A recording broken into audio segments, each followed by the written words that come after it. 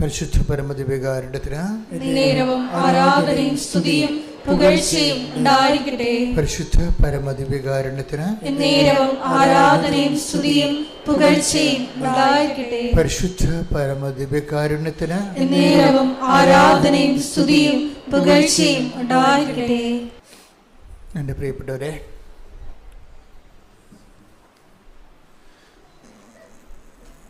ഈ ദിവസങ്ങളിൽ നടന്ന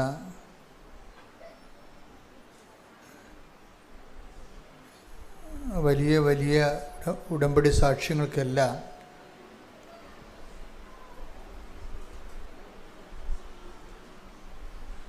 ഒരു കോമൺ ഫീച്ചറുണ്ട്.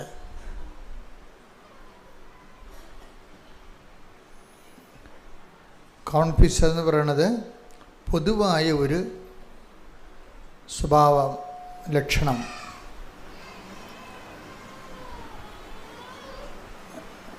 അതായത് എന്താണ് ഈ പൊതുവായ ലക്ഷണം? ഈ ഒരു 4-5 സാക്ഷ്യങ്ങൾ, 4-5 ദിവസങ്ങളിലുള്ള സാക്ഷ്യങ്ങൾ ഒരുമിച്ച് കൂട്ടി പരിശോധിച്ചപ്പോഴാണ് എനിക്കത് മനസ്സിലായത്. ഇതിനെല്ലാം ഒരു കോമൺ ഫീച്ചർ വരുന്നുണ്ട്. പൊതുവായിട്ട് ലക്ഷണങ്ങൾ കോമണായിട്ട് എല്ലാ സാക്ഷ്യങ്ങളിലും കോമണായിട്ട് വരുന്നത്. അപ്പോൾ നമ്മൾക്കത് ഒരു സാക്ഷ്യങ്ങളിങ്ങനെ റെക്കർ ചെയ്ത് ഒരേ സെയിം കാര്യം തന്നെ വരുന്നുണ്ടെങ്കിൽ എനിക്ക് തോന്നുന്നത് നമുക്കത് ജനറലൈസ് ചെയ്യാൻ പറ്റുമെന്നാണ് തോന്നുന്നത്. ജനറലൈസ് ചെയ്തെന്ന് വെച്ച് കഴിഞ്ഞാൽ പൊതുവായിട്ട് ആപ്ലിക്കേറ്റ് ചെയ്യാൻ പറ്റും. അതിൻ്റെ പൊതു സ്വഭാവമാണ്. അങ്ങനെ പൊതുവായിട്ട് നമുക്ക് ആപ്ലിക്കേറ്റ് ചെയ്യാൻ പറ്റുന്ന കോമൺ ഫീച്ചേഴ്സുള്ള ഒരു 3-4 സാക്ഷ്യങ്ങൾ. ആ കോമൺ ഫീച്ചർ എന്ന് പറയുന്നത് കമ്മ്യൂണിക്കേഷനാണ്. കമ്മ്യൂണിക്കേഷൻ എന്ന് പറയുമ്പോൾ ദൈവമായിട്ടുള്ള സംഭാഷണം. പ്രാർത്ഥനയുടെ സാധാരണ ആചാരവട്ട പ്രാർത്ഥനയുടെ ലെവലെല്ലാം മാറിയിട്ട് മനുഷ്യൻ ജീവിത പ്രശ്നവുമായിട്ട് നേരിട്ട് മൽപ്പിടുത്തം നടക്കുന്ന സമയത്ത് ഉണ്ടാകുന്ന സ്വാഭാവികമായ എക്സ്പ്രഷൻസ്, സ്പോണ്ടേനിയസ് എക്സ്പ്രഷൻസ്, അതിലൂടെ ഇവർ ദൈവതിരുസന്നിധിയിൽ സംവേദിക്കാൻ ഉദ്ദേശിക്കുന്ന അവരുടെ മനസ്സിൻ്റെ അവസ്ഥകൾ, അതാണ് കമ്മ്യൂണിക്കേഷൻ എന്ന് ഞാൻ ഉദ്ദേശിച്ചത്. നമ്മൾ സാധാരണ ആൾക്കാരോട് സംസാരിക്കുന്ന പോലെ ദൈവത്തോട് സംസാരിക്കാൻ കഴിയുക. അത് ഈ ഉടമ്പടിയിൽ കുറച്ച് കൂടുതലാണ്. എല്ലാ മേഖലകളിലും ഉണ്ടത്. സാധാരണ വിശ്വാസി കുറച്ച് കഴിയുമ്പോൾ ദൈവത്തോട് മനസ്സുകൊണ്ടോ അല്ലെങ്കിൽ നാക്കുകൊണ്ടോ ഒക്കെ സംസാരിക്കാൻ തുടങ്ങും. ഉടമ്പടിയിലാകുമ്പോൾ അത് ഇത്തിരി കൂടുതലാണ്. കാര്യം എന്താണെന്ന് വെച്ച് കഴിഞ്ഞാൽ ഉടമ്പടിയിലുള്ളതെല്ലാം അതിൻ്റെ ഫോർമുല കറക്റ്റായിട്ട് പാലിച്ച് കഴിയുമ്പോൾ ഓട്ടോമാറ്റിക്കായിട്ട് നമ്മൾ ദൈവത്തോട് സംവദിക്കാൻ പറ്റിയ കപ്പാസിറ്റിയിൽ വളരും. സ്നേഹത്തിൽ അങ്ങനെ വളരും. കാര്യം നമ്മൾ ചെയ്യുന്ന പ്രേക്ഷിത പ്രവർത്തനങ്ങൾ, ഉപവിപ്രവർത്തനങ്ങൾ, നമ്മൾ നടത്തുന്ന പ്രാർത്ഥനകൾ, ഇതൊക്കെ ഇങ്ങനെ കൂടിക്കൂടി വരുമ്പോൾ ഓട്ടോമാറ്റിക്കലായിട്ട് നമ്മുടെ സ്പിരിറ്റ് ലെവലിൽ കൂടും. പരിശുദ്ധാത്മാവ് ഭയങ്കര സംവേദനമാവും. നമ്മളറിയാതെ തന്നെ സംഭവിക്കുന്നതാണ്. ഇപ്പോൾ കുറേ ആൾക്കാർ മഴയൊക്കെ കൊണ്ട് പത്രം കൊടുക്കത്തില്ലേ? മഴയൊക്കെ കൊണ്ട് വെയിൽ കൊണ്ടും ഉപവസിച്ചൊക്കെയാണ് ആൾക്കാർ പത്രം കൊടുക്കുകയും വിശദീകരിക്കുകയും ചെയ്യും. മാതാവിനെക്കുറിച്ചൊക്കെ വിശദീകരിക്കുകയും ചെയ്യും. അപ്പം അങ്ങനെ കുറേ കഷ്ടപ്പാട് സഹിക്കുന്നത് കാണുമ്പോൾ, ദൈവത്തിന് വേണ്ടി ജോലി ചെയ്യുന്ന കാണുമ്പോൾ ദൈവവും ദൈവത്തിൻ്റെ ഭാഗത്ത് നല്ല ശരിക്കും താഴേക്ക് ഇറങ്ങി വരും. നിങ്ങൾക്ക് ധൈര്യത്തോടെ സംസാരിക്കാൻ പറ്റുന്ന രീതിയിലേക്ക് മാറും. അപ്പം നമ്മൾ അറിയാതെ തന്നെ ദൈവത്തോട് സംസാരിക്കാൻ പറ്റുന്നൊരു പുതിയ ശീലം രൂപപ്പെട്ടു വരും. നിങ്ങൾക്കത് അറിയാമോയെന്നറിയത്തില്ല, പലർക്കും ഇപ്പോൾ ഈ ശീലമുണ്ട്. പലരും ദൈവത്തോട് സംസാരിക്കുന്നുണ്ട്. അങ്ങനെ ആ ലെവൽ വന്നു കഴിഞ്ഞാൽ അത്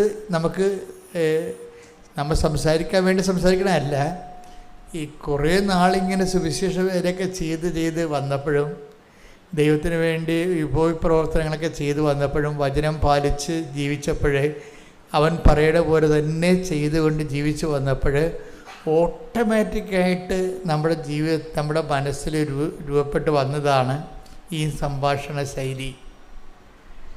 നമ്മൾക്ക് ഇൻറ്റിമസി, അത് സംഭാഷണം എങ്ങനെ വരണതാണത്? ദൈവമായിട്ട് നമ്മളെ ഇൻറ്റിമസിയിലേക്ക് നമ്മളെ വളർത്തുന്നു എന്നതിൻ്റെ സൂചനയാണത്. നമുക്ക് ദൈവത്തോട് സംസാരിക്കാൻ തുടങ്ങുമ്പോൾ അതിൻ്റെ അർത്ഥം എന്തുകൊണ്ട് അങ്ങനെ സംസാരിക്കാൻ പറ്റണത്, നമ്മൾ ദൈവമായിട്ട് ഒരു ആത്മബന്ധം, ഇൻറ്റിമസി വെച്ചാൽ ആത്മബന്ധമായി. കാര്യം എന്താണ്? അവന് വേണ്ടിയാണ് നമ്മൾ പരീക്ഷ പ്രവർത്തനം ചെയ്യണത്. ദൈവത്തിൻ്റെ സ്നേഹത്തെ പ്രതിയാണ് നമ്മൾ ഉപയോഗ പ്രവർത്തനങ്ങൾ ചെയ്യണത്. ദൈവത്തിൻ്റെ സ്നേഹത്തെ പ്രതിയാണ് നമ്മൾ വിശുദ്ധിയോട് ജീവിക്കണത്. അപ്പോൾ ഇങ്ങനെയൊക്കെ വരുമ്പോൾ നമ്മൾ ദൈവമായിട്ടൊരു ഇൻറ്റിമസി ആയി കഴിയുമ്പോഴാണ് സംഭാഷണങ്ങൾ, ഇൻറ്റിമസി ആയിട്ടുള്ള ആൾക്കാർക്ക് അവർ സംഭാഷണങ്ങൾ വരും. അപ്പോൾ കഴിഞ്ഞ ദിവസങ്ങളിൽ ഡേവിസ് എന്നും പറഞ്ഞൊരു ചേട്ടൻ്റെ സാക്ഷിയാണ്. ഡേവിസ് ചേട്ടൻ്റെ സാക്ഷി എന്ന് പറയുന്നത്, ഡേവിസ് ചേട്ടൻ്റെ വൈഫിന്, തൃശ്ശൂരാണ്, ഡേവിസ് ചേട്ടൻ്റെ വൈഫിന് ക്യാൻസറാണ്, 3rd സ്റ്റേജാണ്. സാക്ഷി കിട്ടിയിട്ടുണ്ട്, ഞാൻ നിങ്ങൾക്ക് നോക്കിയാൽ മനസ്സിലാവും. ഞാനീ പറയുന്ന സാക്ഷിനൊക്കെ നിങ്ങൾ ഒന്നുകൂടി നോക്കണം കേട്ടോ. ഞാൻ പറയുന്ന ആംഗിളിൽ നോക്കണം, അത് വേറൊരു കാഴ്ചയാണ്. അപ്പോൾ ഡേവിസ് ചേട്ടന് ബയോപ്സിയൊക്കെ എടുത്തു. ക്യാൻസറിൻ്റെ ഒത്തിരിയേറെ ശ്വാസകോശത്തിൽ ക്യാൻസറാണ്. അപ്പോൾ ഇനി ട്രീറ്റ്മെൻറ്റിന് ചെല്ലണം. ട്രീറ്റ്മെൻറ്റിന് ചെല്ലണത് മുമ്പ് അവർ പറഞ്ഞ് വീട്ടിലോട്ട് വിട്ടിരിക്കുകയാണ്, പാകപ്പെട്ടിട്ട് വരാൻ വേണ്ടി. അപ്പോൾ വൈഫ് ഡേവിസിനോട് പറഞ്ഞത്, ഞാൻ ഉടമ്പടി എടുത്തതാണല്ല, നമുക്ക് പുതുക്കിയിട്ട് അമ്മനെ ചെന്ന് കണ്ട് കാര്യവും പറഞ്ഞ് പോകാമെന്ന് പറഞ്ഞു. അപ്പം അവർ പറഞ്ഞത്, അമ്മയെ ചെന്ന് കണ്ടിട്ട് ഞാനിങ്ങനെ ട്രീറ്റ്മെൻറ്റിന് പോവുകയാണെന്നുള്ളത് പറഞ്ഞിട്ട് പോകാമെന്ന് പറയും. അപ്പോൾ നമ്മൾക്ക് ഉണ്ടാകുന്നൊരു ഗുണം അതാണ്, പറഞ്ഞിട്ട് പോവുക എന്ന് പറഞ്ഞാൽ നമ്മളെ സംബന്ധിച്ചിടത്തോളം വലിയ ആശ്വാസമാണ്. കാര്യം സാധാരണ മനുഷ്യന്മാരോട് പറഞ്ഞ പോലെ അല്ലല്ലോ. അപ്പം അതുകൊണ്ട് പറഞ്ഞിട്ട് പോരാം. പക്ഷേ ഡേവിസേട്ടൻ പറയണത്, നിന്നെ എങ്ങനെ കൊണ്ടുപോകും? കാര്യം ശ്വാസം കിട്ടണില്ല, ശരിക്കും ആളിന് നിൽക്കാൻ പറ്റണില്ല, പിന്നെ ഇങ്ങനെ നടക്കണത്, ആളിന് നിൽക്കാൻ പറ്റണില്ല, പിന്നെ ഇങ്ങനെ നടക്കണത്. അപ്പം എങ്കിലും ആ മനുഷ്യൻ ഒരു നല്ല മനുഷ്യനാണ് കേട്ടോ. അയാൾ പറഞ്ഞ് ശരി ഞാൻ കൊണ്ടുപോകാമെന്ന് പറഞ്ഞ്. അപ്പോൾ അയാൾ പറയണേ, ഞാനിവിടെ ഒരു കണക്കിന് ആളെ താങ്ങിപ്പിടിച്ച് ഇവിടെ ബസ്സിലാണെങ്കിൽ ഇവിടെ കൊണ്ടുവന്ന് അപ്പുറത്ത് ഇറക്കി കഴിഞ്ഞപ്പോൾ ഒരു ചുവട് വിളക്കി ഇങ്ങോട്ട് വരാൻ പറ്റണില്ല. അവിടെ തളർന്നിരിക്കണ അവസ്ഥയായി, പറ്റണില്ല, അത്രയും ആപത്ത് പോയി. അപ്പോൾ ആ മനുഷ്യൻ എന്ത് ചെയ്ത്, അമ്മയുടെ മുമ്പിൽ വന്നല്ലോ എന്ന് പറഞ്ഞുള്ള എടുത്ത് എന്നതുപോലെ ഈ മനുഷ്യൻ വേർത്തൊലിച്ച് ആളെ കൊണ്ടുവന്ന് ഇവിടെ അമ്മയുടെ മുമ്പിൽ നിർത്തിയിട്ട് അമ്മയോട് ചോദിക്കൂ, ഞങ്ങളുടെ അവസ്ഥ കണ്ട എന്ന് ചോദിക്കൂ. അതാണ് ഇൻറ്റിമസി എന്ന് പറയുന്നത്. അതാണ് ഇൻറ്റിമസി എന്ന് പറയുന്നത്. ഞങ്ങളുടെ അവസ്ഥ കണ്ട എന്ന് പറയുമ്പോൾ ഈ മനുഷ്യൻ കരഞ്ഞു പോകും. ആത്മാർത്ഥതയോടെ അദ്ദേഹം വന്ന് മാതാവിൻ്റെ അടുത്ത് നിൽക്കുകയാണ്. അപ്പോൾ ഇനി എന്താ സംഭവിച്ചു കഴിഞ്ഞാൽ, ഇത് പറഞ്ഞിട്ട് ഇദ്ദേഹം പുതുക്കാൻ വേണ്ടി ഇവിടെ ആളെ കൊണ്ട്, മാതാവിനെ കൊണ്ടൊന്ന് കാണിച്ച് വരവേൽപ്പിച്ചിട്ട് ഇദ്ദേഹം പുതുക്കാൻ വേണ്ടി പോകും. പുതുക്കാൻ പോകുമ്പോൾ നിങ്ങൾക്കറിയാമല്ലോ, ഒരു നില കയറേണ്ടി വരും പുതുക്കാൻ വേണ്ടി. അപ്പോൾ ഈ ആളെ കൊണ്ട് മുകളിലോട്ട് കയറാൻ പാടാണ്. എങ്കിലും ആ മനുഷ്യൻ പരാതികളൊന്നും പറയാതെ ഈ ആളെ പേഷ്യൻറ്റിനെ എടുത്തുന്ന രീതിയിൽ പുതുക്കണ നിലയിൽ ചെല്ലും. പുതുക്കണ നിലയിൽ ചെല്ലുമ്പോൾ തന്നെ എന്താണ് ചോദിച്ചു പോയിരിക്കുന്നത്, ഞങ്ങളുടെ അവസ്ഥ കണ്ട എന്നാ ചോദിച്ചത്. അതാണ് ഇത്ര ചോദിച്ചുള്ളൂ, വേറെ ചോദിച്ചില്ല. പുതുക്കണ സ്ഥലത്ത് ചെന്നപ്പോൾ തന്നെ സുഗന്ധാഭിഷേകം അടിക്കാൻ തുടങ്ങി. ദേവസ്യേട്ടൻ പറയണത്, ഞാൻ പിന്നെ പുതുക്കി ഞങ്ങൾ ഇവിടുന്ന് വീട്ടിൽ വരെ ഞങ്ങളത് ഫോളോ ചെയ്യുന്നുണ്ട്, സുഗന്ധാഭിഷേകം ഫോളോ ചെയ്യേ. അതിൻ്റെ അർത്ഥം ദേവസ്യന് മനസ്സിലാക്കണം, ഇതിവിടെ ആരും മുല്ലപ്പൂ ഉപയോഗിച്ചതും സെൻ്റടിച്ചതല്ല, ഞാൻ തന്നെയാണ് ഞങ്ങളുടെ അവസ്ഥ കണ്ടോന്നല്ലേ ചോദിച്ചത്, ഞാൻ കണ്ടു എന്ന് നിന്നെ ബോധ്യപ്പെടുത്താൻ വേണ്ടിയാണ്. ഇത് വീട് വരെ വരും, സഞ്ചാരി മാതാവ് വീട് വരെ സുഗന്ധാഭിഷേകമായിട്ട് വരും. വന്നു കഴിഞ്ഞതിന് ശേഷം ഇദ്ദേഹം പിറ്റേ ദിവസം RCC പോവും. RCC പോയിട്ട് ട്രീറ്റ്മെൻറ്റ് തുടങ്ങാൻ വേണ്ടി 2ാമത് സ്കാൻ ചെയ്യും. അപ്പോൾ ഡോക്ടർ ചോദിക്കും, നമ്മൾ കണ്ടതൊന്നും ഇപ്പം ഇതിൻ്റെ അത് കാണുന്നില്ലല്ലോ എന്ന് പറയും.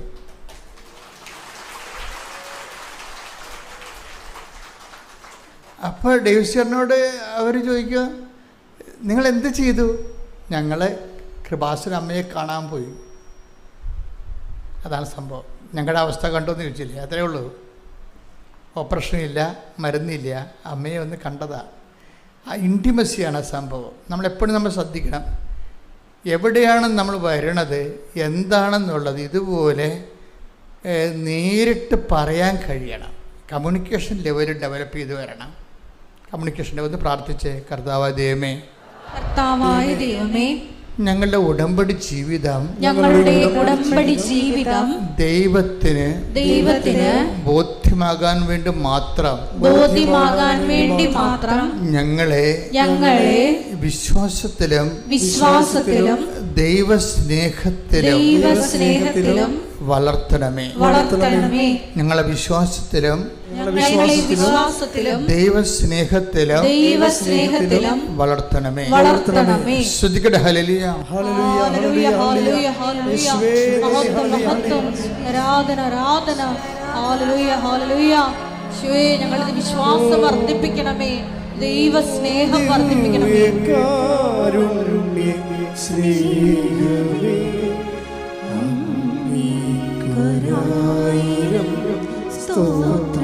ഒരുമിച്ച് പാടുക.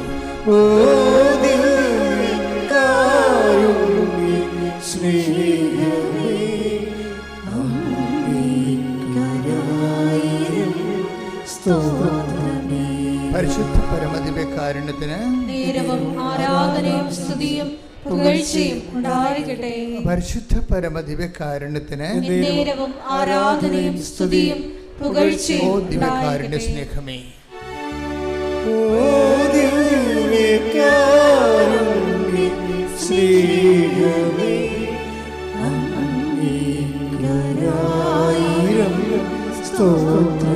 കൈകൾ കർത്താവിന്റെ നേരെ നോക്കിക്കൊണ്ട്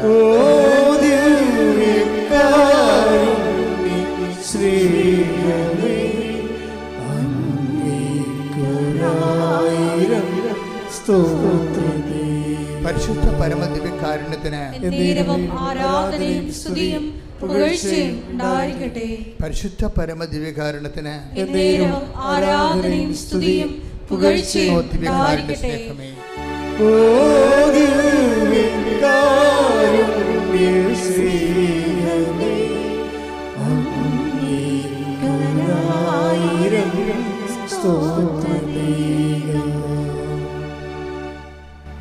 എപ്പോഴും വരെ രണ്ടാമതൊരു സാക്ഷ്യമുള്ളത് കമ്മ്യൂണിക്കേഷൻ ലെവലിലെ സാക്ഷ്യങ്ങളൊക്കെയാണ്. നിങ്ങളും ഇതുപോലെ കമ്മ്യൂണിക്കേഷൻ ലെവൽ വളരണേ, അതിനുവേണ്ടിയാണ് അച്ഛൻ ഇതെല്ലാം കൂട്ടിയിട്ട് പറയണത്. അത് വേറൊരു സാക്ഷി ദിവസങ്ങൾ വന്നത് ബൈജൂസ് എന്ന് പറഞ്ഞൊരു സാക്ഷിയുണ്ട്. ബൈജൂസ് പൊൻകുന്നത്തുകാരനാണ്. ആസ്ട്രേലിയയിൽ അദ്ദേഹം ഒരു കമ്പനി ജോലി ചെയ്യുകയാണ്. പിന്നെ കരാട്ട ക്ലാസ് നടത്തും. അപ്പോൾ 2 തരം ജോലി അദ്ദേഹം ചെയ്യണം. അപ്പോൾ അത് കുറേ വർഷമായി അതിങ്ങനെ ചെയ്യണേ. അപ്പോൾ ബൈജൂസിൻ്റെ പ്രോബ്ലം എന്ന് വെച്ച് കഴിഞ്ഞാൽ അദ്ദേഹത്തിന് ഈ കൃപാസനത്തിനോട് വെറുപ്പാണ്. അതിൻ്റെ കാരണം വെച്ചാൽ പണ്ട് കുറേ പാഴ് വീഡിയോകൾ കണ്ടിട്ടുണ്ട് പുള്ളി. കുറേ കള്ള വീഡിയോ ഒക്കെ ആൾക്കാർ നമ്മളെ കളിയാക്കാൻ വേണ്ടി ഇട്ടില്ലായിരുന്നില്ലേ, പത്രം തിന്നെന്നൊക്കെ പറഞ്ഞുകൊണ്ട്. അത് സംഭവിക്കാത്ത കാര്യമാണ്. പക്ഷേ ആൾക്കാർ ഇത് വെച്ച് ഒത്തിരി പേര് നമ്മൾ ഉപദ്രവിച്ചിട്ടുണ്ട്. അപ്പോൾ അത് സത്യമാണെന്ന് വിശ്വസിച്ച ഒരാളാണ് ബൈജൂസ്. ബൈജൂസ് സത്യമാണെന്ന് വിശ്വസിക്കാൻ കാരണമുണ്ട്. അയാളൊരു പക്ക കാത്തലിക്കാണ്. എന്നുവെച്ചാൽ ഞാൻ കൃത്യമായ രീതിയിൽ കത്തോലിക്ക ജീവിതം ജീവിക്കുന്ന ആളാണ്. അപ്പോൾ അദ്ദേഹം നമ്മളെക്കുറിച്ച് കേട്ടപ്പോഴിങ്ങനെ ഇത് അന്ധവിശ്വാസം പ്രചരിപ്പിക്കണ പോലെ അദ്ദേഹത്തിന് തോന്നി. നാട്ടുകാർ അങ്ങനെയല്ലേ നമ്മളെക്കുറിച്ച് ആരോപിച്ചിരിക്കണത്. അല്ലെങ്കിൽ ഈ കാലങ്ങളിൽ കഴിഞ്ഞ ദിവസങ്ങളിൽ ഒരു മനുഷ്യനെ ഇന്ത്യൻ ആർമി പിടിച്ചുകൊണ്ട് പോയി, ഒരു യൂട്യൂബറിനെ. അയാൾ കഴിഞ്ഞ മാസം വരെ പറഞ്ഞുകൊണ്ടിരുന്നത് എന്താണ്? കൃപാസനത്തിൽ പത്രത്തിൽ ഇരുന്നാൽ സുഖപ്പെടുമെന്ന് ഞാൻ പറഞ്ഞെന്നാണ്. ഞാൻ പ്രതികരിക്കാനൊന്നും പോയില്ല. പ്രതികരിക്കേണ്ട ആൾ മുകളിൽ നിന്ന് പ്രതികരിച്ച ആളിപ്പകത്താവും. അപ്പം ഇങ്ങനെ കുറേ തരത്തിലുള്ള തെറ്റിദ്ധാരണകളൊക്കെ സമൂഹത്തിൽ പിശാച് ചെയ്തു വെച്ചിട്ടുണ്ട്. അപ്പം അതിൻ്റെ ഒരു ഇരയാണ് ഈ ബൈജൂസ്. എൻ്റെ ഇര ഈ മനുഷ്യൻ്റെ ഉള്ളിൽ നിന്ന് നമുക്കറിയാമല്ലോ, വിശ്വാസം എടുത്തു കളയാൻ വേണ്ടി എപ്പോഴും ശത്രു പണികൾ ചെയ്തുകൊണ്ടിരിക്കും അല്ലേ? പ്രഭു നല്ല വിത്തല്ലേ നീ വിതച്ചത്, പിന്നെ കളകളെങ്ങനെ? മത്തായി 13:27-28 തിരുവചനങ്ങൾ. മത്തായിയുടെ സുവിശേഷം 13-ാം അധ്യായം 27-28 വാക്യങ്ങൾ. വേലക്കാർ ചെന്ന് വീട്ടുടമസ്ഥനോട് ചോദിച്ചു, യജമാനനെ, നീ വയലിൽ നല്ല വിത്തല്ലേ വിതച്ചത്? പിന്നെ കളകളുണ്ടായത് എവിടെ നിന്ന്? അവൻ പറഞ്ഞു, ശത്രുവാണ് ഇത് ചെയ്തത്. അപ്പൊ നമ്മൾ എത്ര നല്ല വിത്ത് വിതച്ചാലും ശത്രു അവന്റെ ജോലി ചെയ്യും. ഇപ്പം കൃപാസനത്തെക്കുറിച്ച് ഒത്തിരിയേറെ തെറ്റിദ്ധാരണകൾ സമൂഹത്തിൽ ഓൾറെഡി കിടക്കുന്നുണ്ട്. ശത്രു ചെയ്ത പരിപാടിയാണ്. അതെന്തുകൊണ്ടാണ് കൃപാസനത്തിൽ മാത്രം ഇങ്ങനെ, കൃപാസനത്തെക്കുറിച്ച് മാത്രം എന്തുകൊണ്ടാണ് ഇത്രയും എന്തുകൊണ്ടാണ്? അതുകൊണ്ട് നിങ്ങൾക്ക് മനസ്സിലാകാം, സാത്താൻ വളരെയേറെ ശ്രദ്ധയോടുകൂടിയാണ് കൃപാസനത്തെ ശ്രദ്ധിക്കണത്. അമ്മയുടെ തനി സാന്നിധ്യം ഉള്ളത് കൊണ്ട് ഇവിടെ ആത്മാക്കൾ വീണ്ടെടുക്കുമെന്ന് സാത്താന് നല്ല കൃത്യമായിട്ട് അറിയാം. അതുകൊണ്ട് തന്നെ അവൻ്റെ പിണിയാളുകളെ കൊണ്ട് അവൻ ഇതുപോലെ കള്ളപ്രചരണങ്ങൾ നടത്തിച്ചുകൊണ്ടിരിക്കും. അതുകൊണ്ട് തന്നെ ഇങ്ങനെയുള്ള സാധനങ്ങൾ കേൾക്കുമ്പോൾ ഞാൻ മിക്കവാറും കേൾക്കത്തില്ല. എന്താ കാരണം വെച്ചാൽ കേൾക്കണതുകൊണ്ട് വലിയ പ്രത്യേകിച്ച് കാര്യമൊന്നുമില്ല. അതുകൊണ്ടാണ് ഒരു കാര്യമില്ല. കാര്യം നമ്മുടെ സുവിശേഷ വേലയായിട്ട് മുന്നോട്ട് പോകും. എന്തുകൊണ്ടാണ് കേൾക്കണത് വലിയ കാര്യമില്ലെന്ന് പറയാൻ കാര്യം വെച്ച് കഴിഞ്ഞാൽ, നമ്മൾ ചെയ്യേണ്ട ഇത്രയേ ഉള്ളൂ. നമ്മൾ യുദാസിനെ കർത്താവ് അപ്പം മുക്കി കൊടുത്ത്, എന്നിട്ട് എന്താ പറഞ്ഞത്? മനുഷ്യപുത്രൻ എഴുതപ്പെട്ടിരിക്കുന്ന പോലെ കടന്നു പോകും, നീ ചെയ്യാനുള്ളത് വേഗം ചെയ്യുക. അതാണ് നിലപാടതാണ്. ടേക്ക് ദ ബെഡ് അപ്പ്, ശ്രുതിക്കട്ടെ ഹല്ലേലൂയ ഹല്ലേലൂയ ഹല്ലേലൂയ ഹല്ലേലൂയ. യോഹന്നാൻ 13:27. അപ്പക്കഷ്ണം സ്വീകരിച്ചതിനെ തുടർന്ന് സാത്താൻ അവനിൽ പ്രവേശിച്ചു. യേശു അവനോട് പറഞ്ഞു, നീ ചെയ്യാനിരിക്കുന്നത് വേഗം ചെയ്യുക. ആരോടാ പറഞ്ഞത്? യുദാസിനോടല്ല. അപ്പക്കഷ്ണം സ്വീകരിച്ച ഉടനെ സാത്താൻ അവനിൽ പ്രവേശിച്ചു. യേശു അവനോട് പറഞ്ഞു. ആരോട് പറഞ്ഞു? സാത്താനോട്. അതാണ് സംഭവം. നീ ചെയ്യാനുള്ളത് വേഗം ചെയ്യുക. ഇതിനോട് ബന്ധപ്പെട്ടാണ് ഒരു വചനം ലിങ്ക് ചെയ്ത് വരണത്. മനുഷ്യപുത്രൻ, നീ എന്ത് ചെയ്താലും മനുഷ്യപുത്രൻ അവനെക്കുറിച്ച് എഴുതപ്പെട്ടിരിക്കുന്ന പോലെ കടന്നു പോകും. ഇത് ഒരു ജീവിത നിലപാടാണ്. ഞാനത് കർത്താവിൻ്റെ നിന്ന് പഠിച്ചതാണ്. എന്നുവെച്ചാൽ നമ്മളെക്കുറിച്ച് ആക്ഷേപങ്ങൾ, ഇപ്പം നിങ്ങൾക്ക് ഏഷണി, വൈരാഗ്യം, നിങ്ങളുടെ ജോലി മുടക്കുക, കല്യാണം മുടക്കുക, അല്ലേ, നിങ്ങളുടെ താത്തി കിട്ടുക, ഗ്രൂപ്പിസമായിട്ട് നിങ്ങളെ ഒഴിവാക്കുക, ഇങ്ങനെ ഒത്തിരി അഭ്യാസങ്ങൾ കുടുംബങ്ങളിലും നിങ്ങൾ ജോലി ചെയ്യുന്ന സ്ഥലങ്ങളിലും സ്കൂളിലും എല്ലായിടത്തും നടക്കും. സ്കൂളെന്ന് പറയണ്ട, എല്ലാ മനുഷ്യൻ്റെ സമാജങ്ങളിലെല്ലാം ഇത് നടക്കും. അപ്പോൾ നമ്മുടെ നിലപാട് എന്താണ്? നമ്മൾ ഉടനെ അവിടെ വാക്കത്തേക്ക് പിടിക്കാൻ പോവുക? ഇല്ല. നമ്മളെന്ത് ചെയ്യും? സാത്താന് ചെയ്യാനുള്ള ചെയ്യട്ടെ. കാര്യം എന്താ? സാത്താനേക്കാൾ വലിയ ആയുധമാണ് നമ്മുടെ കയ്യിലുള്ളത്. എന്താണ്? മനുഷ്യപുത്രൻ, അവനെക്കുറിച്ച് പിതാവിൻ്റെ തിരുമനസ്സിൽ എന്തെഴുതിയിരിക്കുന്നു, സുവിശേഷത്തിൽ എന്താണ് നമ്മൾ ചെയ്യണമെന്ന് പറഞ്ഞിരിക്കണം. അതാണ് എഴുതപ്പെട്ടിരിക്കുന്നത്. പ്രവചനങ്ങൾ മാത്രമല്ല, സുവിശേഷത്തിലൊരു വിശ്വാസി ഇങ്ങനെയുള്ള സാഹചര്യങ്ങളിൽ എന്ത് ചെയ്യണമെന്നാണ് സുവിശേഷം എഴുതിയിരിക്കുന്നത്. മനുഷ്യപുത്രൻ എഴുതപ്പെട്ടിരിക്കുന്ന പോലെ കടന്നു പോകും. എന്താണ്? ശത്രുക്കളെ വേണ്ടി പ്രാർത്ഥിക്കുവാൻ, ദ്രോഹിക്കുന്നവരെ ആശീർവദിക്കുക മാത്രമേ ചെയ്യാവൂ. Take the word of God. ശ്രദ്ധിക്കട്ടെ. Hallelujah, hallelujah, hallelujah, hallelujah, hallelujah, hallelujah. ലൂക്ക 6:27. ലൂക്ക 6:27. എന്റെ വാക്ക് ശ്രവിക്കുന്ന നിങ്ങളോട് ഞാൻ പറയുന്നു, ശത്രുക്കളെ സ്നേഹിക്കുവിൻ, നിങ്ങളെ ദ്വേഷിക്കുന്നവർക്ക് നന്മ ചെയ്യുവിൻ, ശപിക്കുന്നവരെ അനുഗ്രഹിക്കുവിൻ, അധിക്ഷേപിക്കുന്നവർക്ക് വേണ്ടി പ്രാർത്ഥിക്കുവിൻ. ഇതാണ് എഴുതപ്പെട്ടിരിക്കുന്നത്. പിടിയിട്ടില്ലേ? ഇതാണ് എഴുതപ്പെട്ടിരിക്കുന്നത്.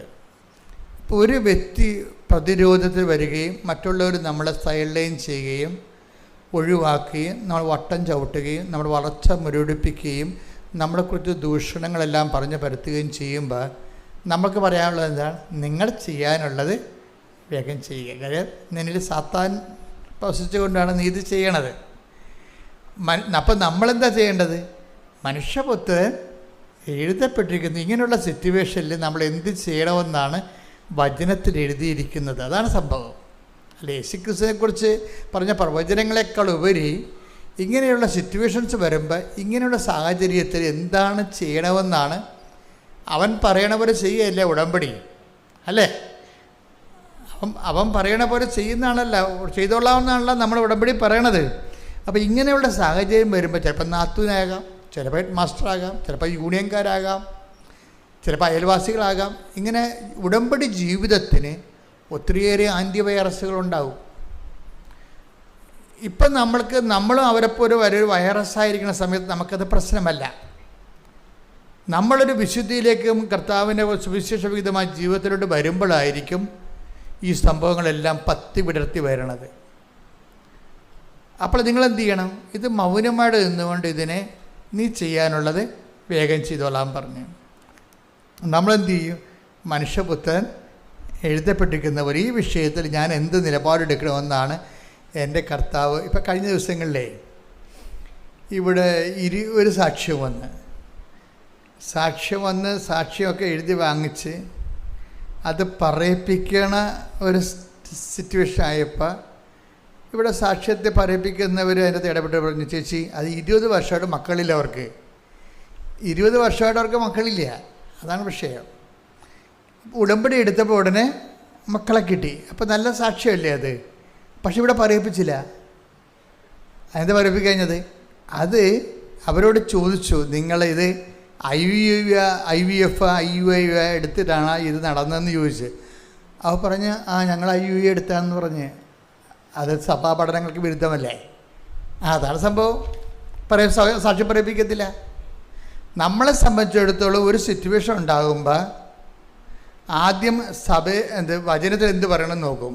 രണ്ടാമതാണ് വചനത്തിൽ തന്നെ അതാത് കാര്യങ്ങളിൽ എന്തിനാണ് ഈ മാർപ്പാപ്പയൊക്കെ ഇത്രയും കഷ്ടപ്പെട്ട് തിരഞ്ഞെടുക്കണത്? അതിനെന്തിനാണ് സംഘത്തെ വെച്ചിരിക്കുന്നത്? നമ്മുടെ ആത്മാവിൻ്റെ സംരക്ഷിക്കാൻ വേണ്ടിയാണ്. നമ്മുടെ ഒരു കാലങ്ങൾ മാറി മാറി വരുമ്പോൾ പുതിയ ആത്മീയ പ്രതിസന്ധികൾ ഉണരുമ്പോൾ അതിനെക്കുറിച്ച് ഉള്ളൊരു നോട്ട് തന്നിട്ട് നമ്മളെ ഗൈഡ് ചെയ്യണ്ടേ? അവിടെ കയ്യിരിക്കണ വലിയ വടി എന്താണ് ഇരിക്കണത്? ആ വടി കൊണ്ട് ഇങ്ങനെ ആടിൻ്റെ മുമ്പിൽ കൊണ്ടു നടന്ന് ഇങ്ങനെ അടിച്ചടിച്ചാണ് കൊണ്ടുപോകണത്. 10 അടി അപ്പുറത്ത് പിന്നെ കാഴ്ചയില്ല. അതുകൊണ്ട് ഇടയൻ്റെ കയ്യിലൊരു വടിയുണ്ടാവും. ആ ഇടയൻ അടി കേൾക്കാൻ പറ്റുന്ന കാരണം പോകേണ്ട ദിക്ക് ഇങ്ങനെ അടിച്ച് കാണിക്കും, റോഡിലായിട്ട് അടിച്ച് കാണിക്കും. അപ്പോൾ ആടെ ആ വഴിക്ക് തിരിച്ചു പോകും. അതിനാണ് ഈ വലിയ മാർപ്പാപ്പയുടെ കയ്യിലൊക്കെ മെത്രാന്മാരുടെ കയ്യിലൊക്കെ ഒരു വടി ഇരിക്കണില്ല. അതായത് നമ്മൾ വിശ്വാസത്തിന് വ്യതിചലിക്കുന്നു എന്ന് കണ്ടാൽ അവർ നമുക്ക് നോട്ട് തരും ഉടനെ. അതാണ് സഭയുടെ സംവിധാനം എന്ന് പറയണത്. ഓരോരുത്തർക്കും തോന്നിയ പോലെ ജീവിക്കാൻ പറ്റത്തില്ല. അതിന് കർത്താവിൻ്റെ വചനമുണ്ട്, വചനത്തെക്കുറിച്ചുള്ള കൃത്യമായ വ്യാഖ്യാനമുണ്ട്. അതിന് ആ ജീവിത രീതിയിൽ ഒരു പുതിയ കാലം വരുമ്പോൾ, പുതിയ ശാസ്ത്രം, പുതിയ ഓപ്ഷൻസ് വരുമ്പോൾ അത് ദൈവഹിത പ്രകാരമാണോ എന്നുള്ളത് വ്യാഖ്യാനിച്ചിട്ട് കറക്റ്റ് വഴി പറഞ്ഞു തരൂ. അതിനാണ് ഇടയനെന്ന് പറയണത്. മെത്രാന്മാരൊക്കെ നമ്മൾ എന്താ വിളിക്കണത്? ഇടയനെന്നാണ് വിളിക്കണത്. അവരെഴുതുന്ന ലേഖനങ്ങൾക്ക് എന്താ പറയണത്? ഇടയ ലേഖനം എന്നാണ് പറയണത്.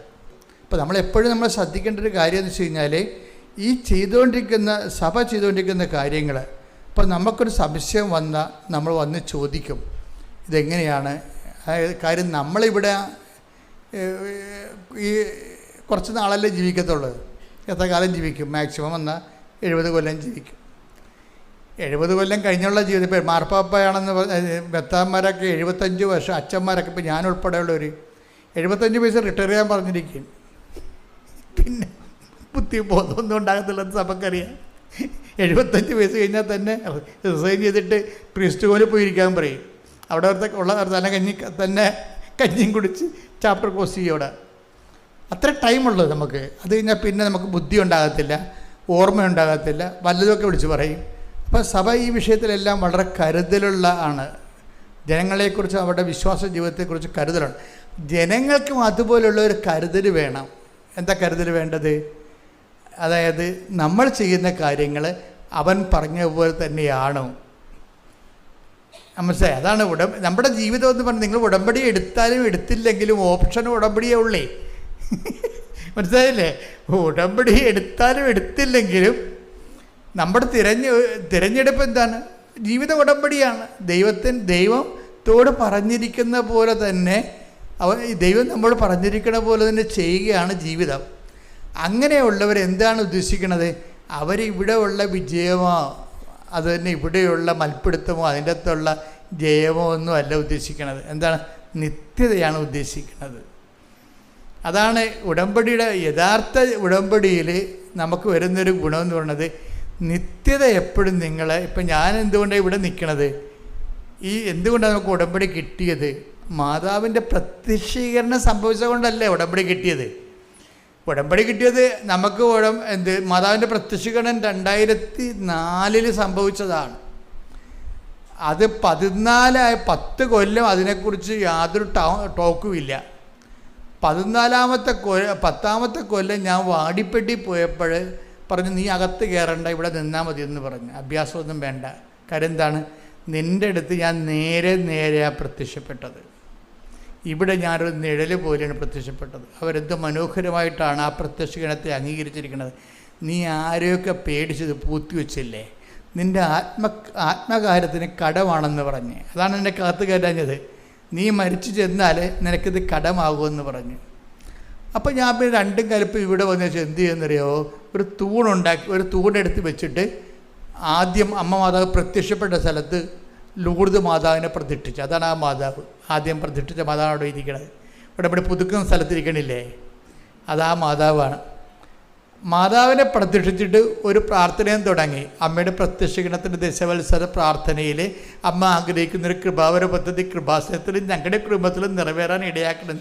ജനങ്ങൾക്ക് ചീട്ടടിച്ചു കൊടുത്ത് കൊച്ചു പ്രാർത്ഥന അടിച്ചു കൊടുത്തിട്ട് അമ്മയുടെ പ്രത്യക്ഷീകരണത്തിൻ്റെ ഭാഗമായി അമ്മ ആഗ്രഹിക്കുന്ന ഒരു കൃപാവര പദ്ധതി കൃപാസനത്തിലും ഞങ്ങളുടെ കുടുംബത്തിലും നിറവേറാൻ ഇടയാക്കണമേ. എന്നിട്ട് ഇവിടെ ഉള്ളവർക്കെല്ലാം കൊടുത്തിട്ട് അവസാനം ഞാനിവിടെ ജോസി എന്ന സഹോദരനുണ്ട് ഇവിടെ, ഇപ്പോഴും എൻ്റെ കൂടെ ഉണ്ട്. ഞാൻ ജോസി പറഞ്ഞപ്പോൾ ജോസി ഇതിൻ്റെ ഒരു 10,000 കോപ്പി അടിക്കണം, മല ഇറങ്ങി വരുന്ന എല്ലാവർക്കും കൊടുക്കണമെന്ന് പറഞ്ഞു. മലയാറ്റൂർ മല കയറാൻ പോണില്ലേ, അതിൻ്റെ ചവിട്ടിപ്പോയി നിന്നിട്ട് ഇറങ്ങി വരുന്ന അണ്ണന്മാർക്കെല്ലാം കൊടുക്കണം. മാതാവിൻ്റെ പ്രത്യക്ഷീകരണത്തിന് വേണ്ടി പ്രാർത്ഥിക്കാൻ, അതിൻ്റെ സ്ഥിരീകരണത്തിന് വേണ്ടി പ്രാർത്ഥിക്കാൻ. അപ്പോൾ ഈ ഒരു ബോധം ഇങ്ങനെ 6 മാസം കഴിഞ്ഞപ്പോഴാണ് അമ്മ ഉടമ്പടി പ്രാർത്ഥന തരണത്. അതാണ് അമ്മ ആഗ്രഹിക്കുന്ന കൃപാവര പദ്ധതി എന്ന് പറയുന്നത്. അമ്മ ചോദിച്ചതെന്താ? അമ്മ ആഗ്രഹിക്കുന്നൊരു കൃപാവര പദ്ധതി കൃപാസനത്തിലും ഞങ്ങളുടെ കുടുംബത്തിലും നിറവേറാൻ ഇടയാക്കണം. അപ്പോൾ കൃപാസനത്തിൽ നിറവേറണം. അത് എന്ത് പ്രാർത്ഥനയെന്ന് എനിക്ക് തന്നെ അറിയാൻ പാടില്ല. ഞാൻ വാടിപ്പട്ടിൽ നിന്ന് ഇറങ്ങിയപ്പോൾ എൻ്റെ നാക്കിയ വന്ന പ്രാർത്ഥനയാണത്. അമ്മ ആഗ്രഹിക്കുന്നൊരു കൃപാവര പദ്ധതി കൃപാസനത്തിലും ഞങ്ങളുടെ കുടുംബത്തിലും നിറവേറാൻ ഇടയാക്കണമേ. അപ്പം കുടുംബത്തിൽ എന്തെങ്കിലും പ്രശ്നം ഉണ്ടെങ്കിൽ ഈ പ്രത്യക്ഷീകരണം കൊണ്ട് ദൈവം കലക്കും, ഒരു സംശയമില്ല കാര്യം. കുടുംബത്തിൽ എന്തെങ്കിലും പ്രശ്നമുണ്ടെങ്കിൽ വൃത്തി മേനയോടെ നേരെ ചൊവ്വയാണ് ഉടമ്പടി ജീവിക്കണമെന്നുണ്ടെങ്കിൽ വിവരം അറിയും. കാര്യം എന്താ? ഇത് സീൽഡാണ്. എന്തിൻ്റെ സീൽഡാണ്? അമ്മയുടെ പ്രത്യക്ഷീകരണത്തിൻ്റെ സീൽഡാണ്. ഞാൻ പ്രത്യക്ഷീകരണം ഏറ്റുപറഞ്ഞ് എന്ത് വന്നോടുത്ത് വെച്ച് കാണാം, അല്ലെങ്കിൽ ദൈവം കണ്ടോളൂ എന്നും പറഞ്ഞുകൊണ്ട് 2004 സംഭവിച്ച അമ്മയുടെ പ്രത്യക്ഷീകരണം ഞാൻ റിസ്ക് എടുത്ത് ഏറ്റുപറഞ്ഞപ്പോഴാണ് അമ്മ അത് ഉടമ്പടി പ്രാർത്ഥനയ്ക്ക് കൺവേർട്ട് ചെയ്ത് തന്നത്. ഇതുപോലെ നിങ്ങൾ ഈ പ്രത്യക്ഷീകരണത്തിന് ഏറ്റുപറഞ്ഞാൽ ഉടമ്പടി പെട്ടെന്ന് കത്തും. അതാണ് എപ്പോഴും നമ്മൾ ഉടമ്പടി എപ്പോഴും ഫയറാക്കാനുള്ള മാർഗം എന്ന് പറയുന്നത് ഈ പ്രത്യക്ഷീകരണമാണ്. അതായത് ഇപ്പം ഞാനിപ്പോൾ വൈസിനും അതുപോലെ തന്നെ സിസ്റ്റേഴ്സൊക്കെ ഇവിടെ വന്ന് സാക്ഷ്യം പറയുന്നുണ്ട്, വിശദീകരിക്കുന്നുണ്ട്. അപ്പം ഞങ്ങളെന്താ ചെയ്യണമെന്ന് വെച്ച് കഴിഞ്ഞാൽ, ഞങ്ങൾ നിങ്ങളുടെ സാക്ഷ്യം എടുത്തിട്ട് അത് പ്രത്യക്ഷീകരണത്തിൻ്റെ എക്സ്പ്രഷൻസ് എന്തുമാത്രം അതിൻ്റെ തൊണ്ടെന്ന് നോക്കിയിട്ട് അതനുസരിച്ചാണ് സാക്ഷ്യം വ്യാഖ്യാനിച്ച് തരണത്. അതെല്ലാം ഓരോ സാക്ഷ്യവും പ്രത്യക്ഷീകരണത്തിൻ്റെ തെളിവുകളാണ്. പ്രാർത്ഥിക്കുക. കർത്താവായ ദൈവമേ, കൃപാസനത്തിൽ ഞാൻ പരിശുദ്ധ അമ്മ വഴി അങ്ങയോട് ഉടമ്പടി എടുത്തിട്ട് ഉടമ്പടി ജീവിത രീതി എന്നെ പ്രത്യക്ഷീകരണത്തിന്റെ സാക്ഷിയാക്കാൻ എന്നെ തന്നെ ഒരുക്കുന്നതായിട്ട് ഞാൻ ഏറ്റുപറയുകയും എന്നെ സുവിശേഷത്തിന്റെ സാക്ഷിയാകാൻ സഹായിക്കണമെന്ന് പ്രാർത്ഥിക്കുകയും ചെയ്യുന്നു. ശ്രുതികടെ ഹല്ലേലൂയ ഹല്ലേലൂയ ഹല്ലേലൂയ യേശുവേ നന്ദി hallelujah hallelujah hallelujah hallelujah hallelujah hallelujah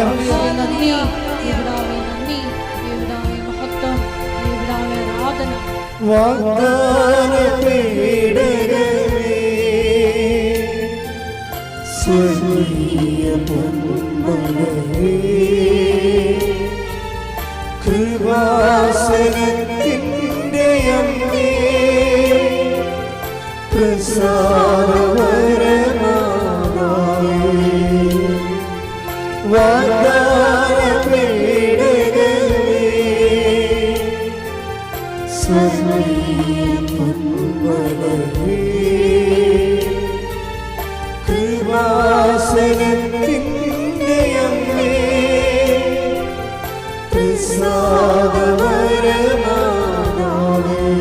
പരിശുദ്ധ പരമദിവ്യകാരുണ്യത്തിന്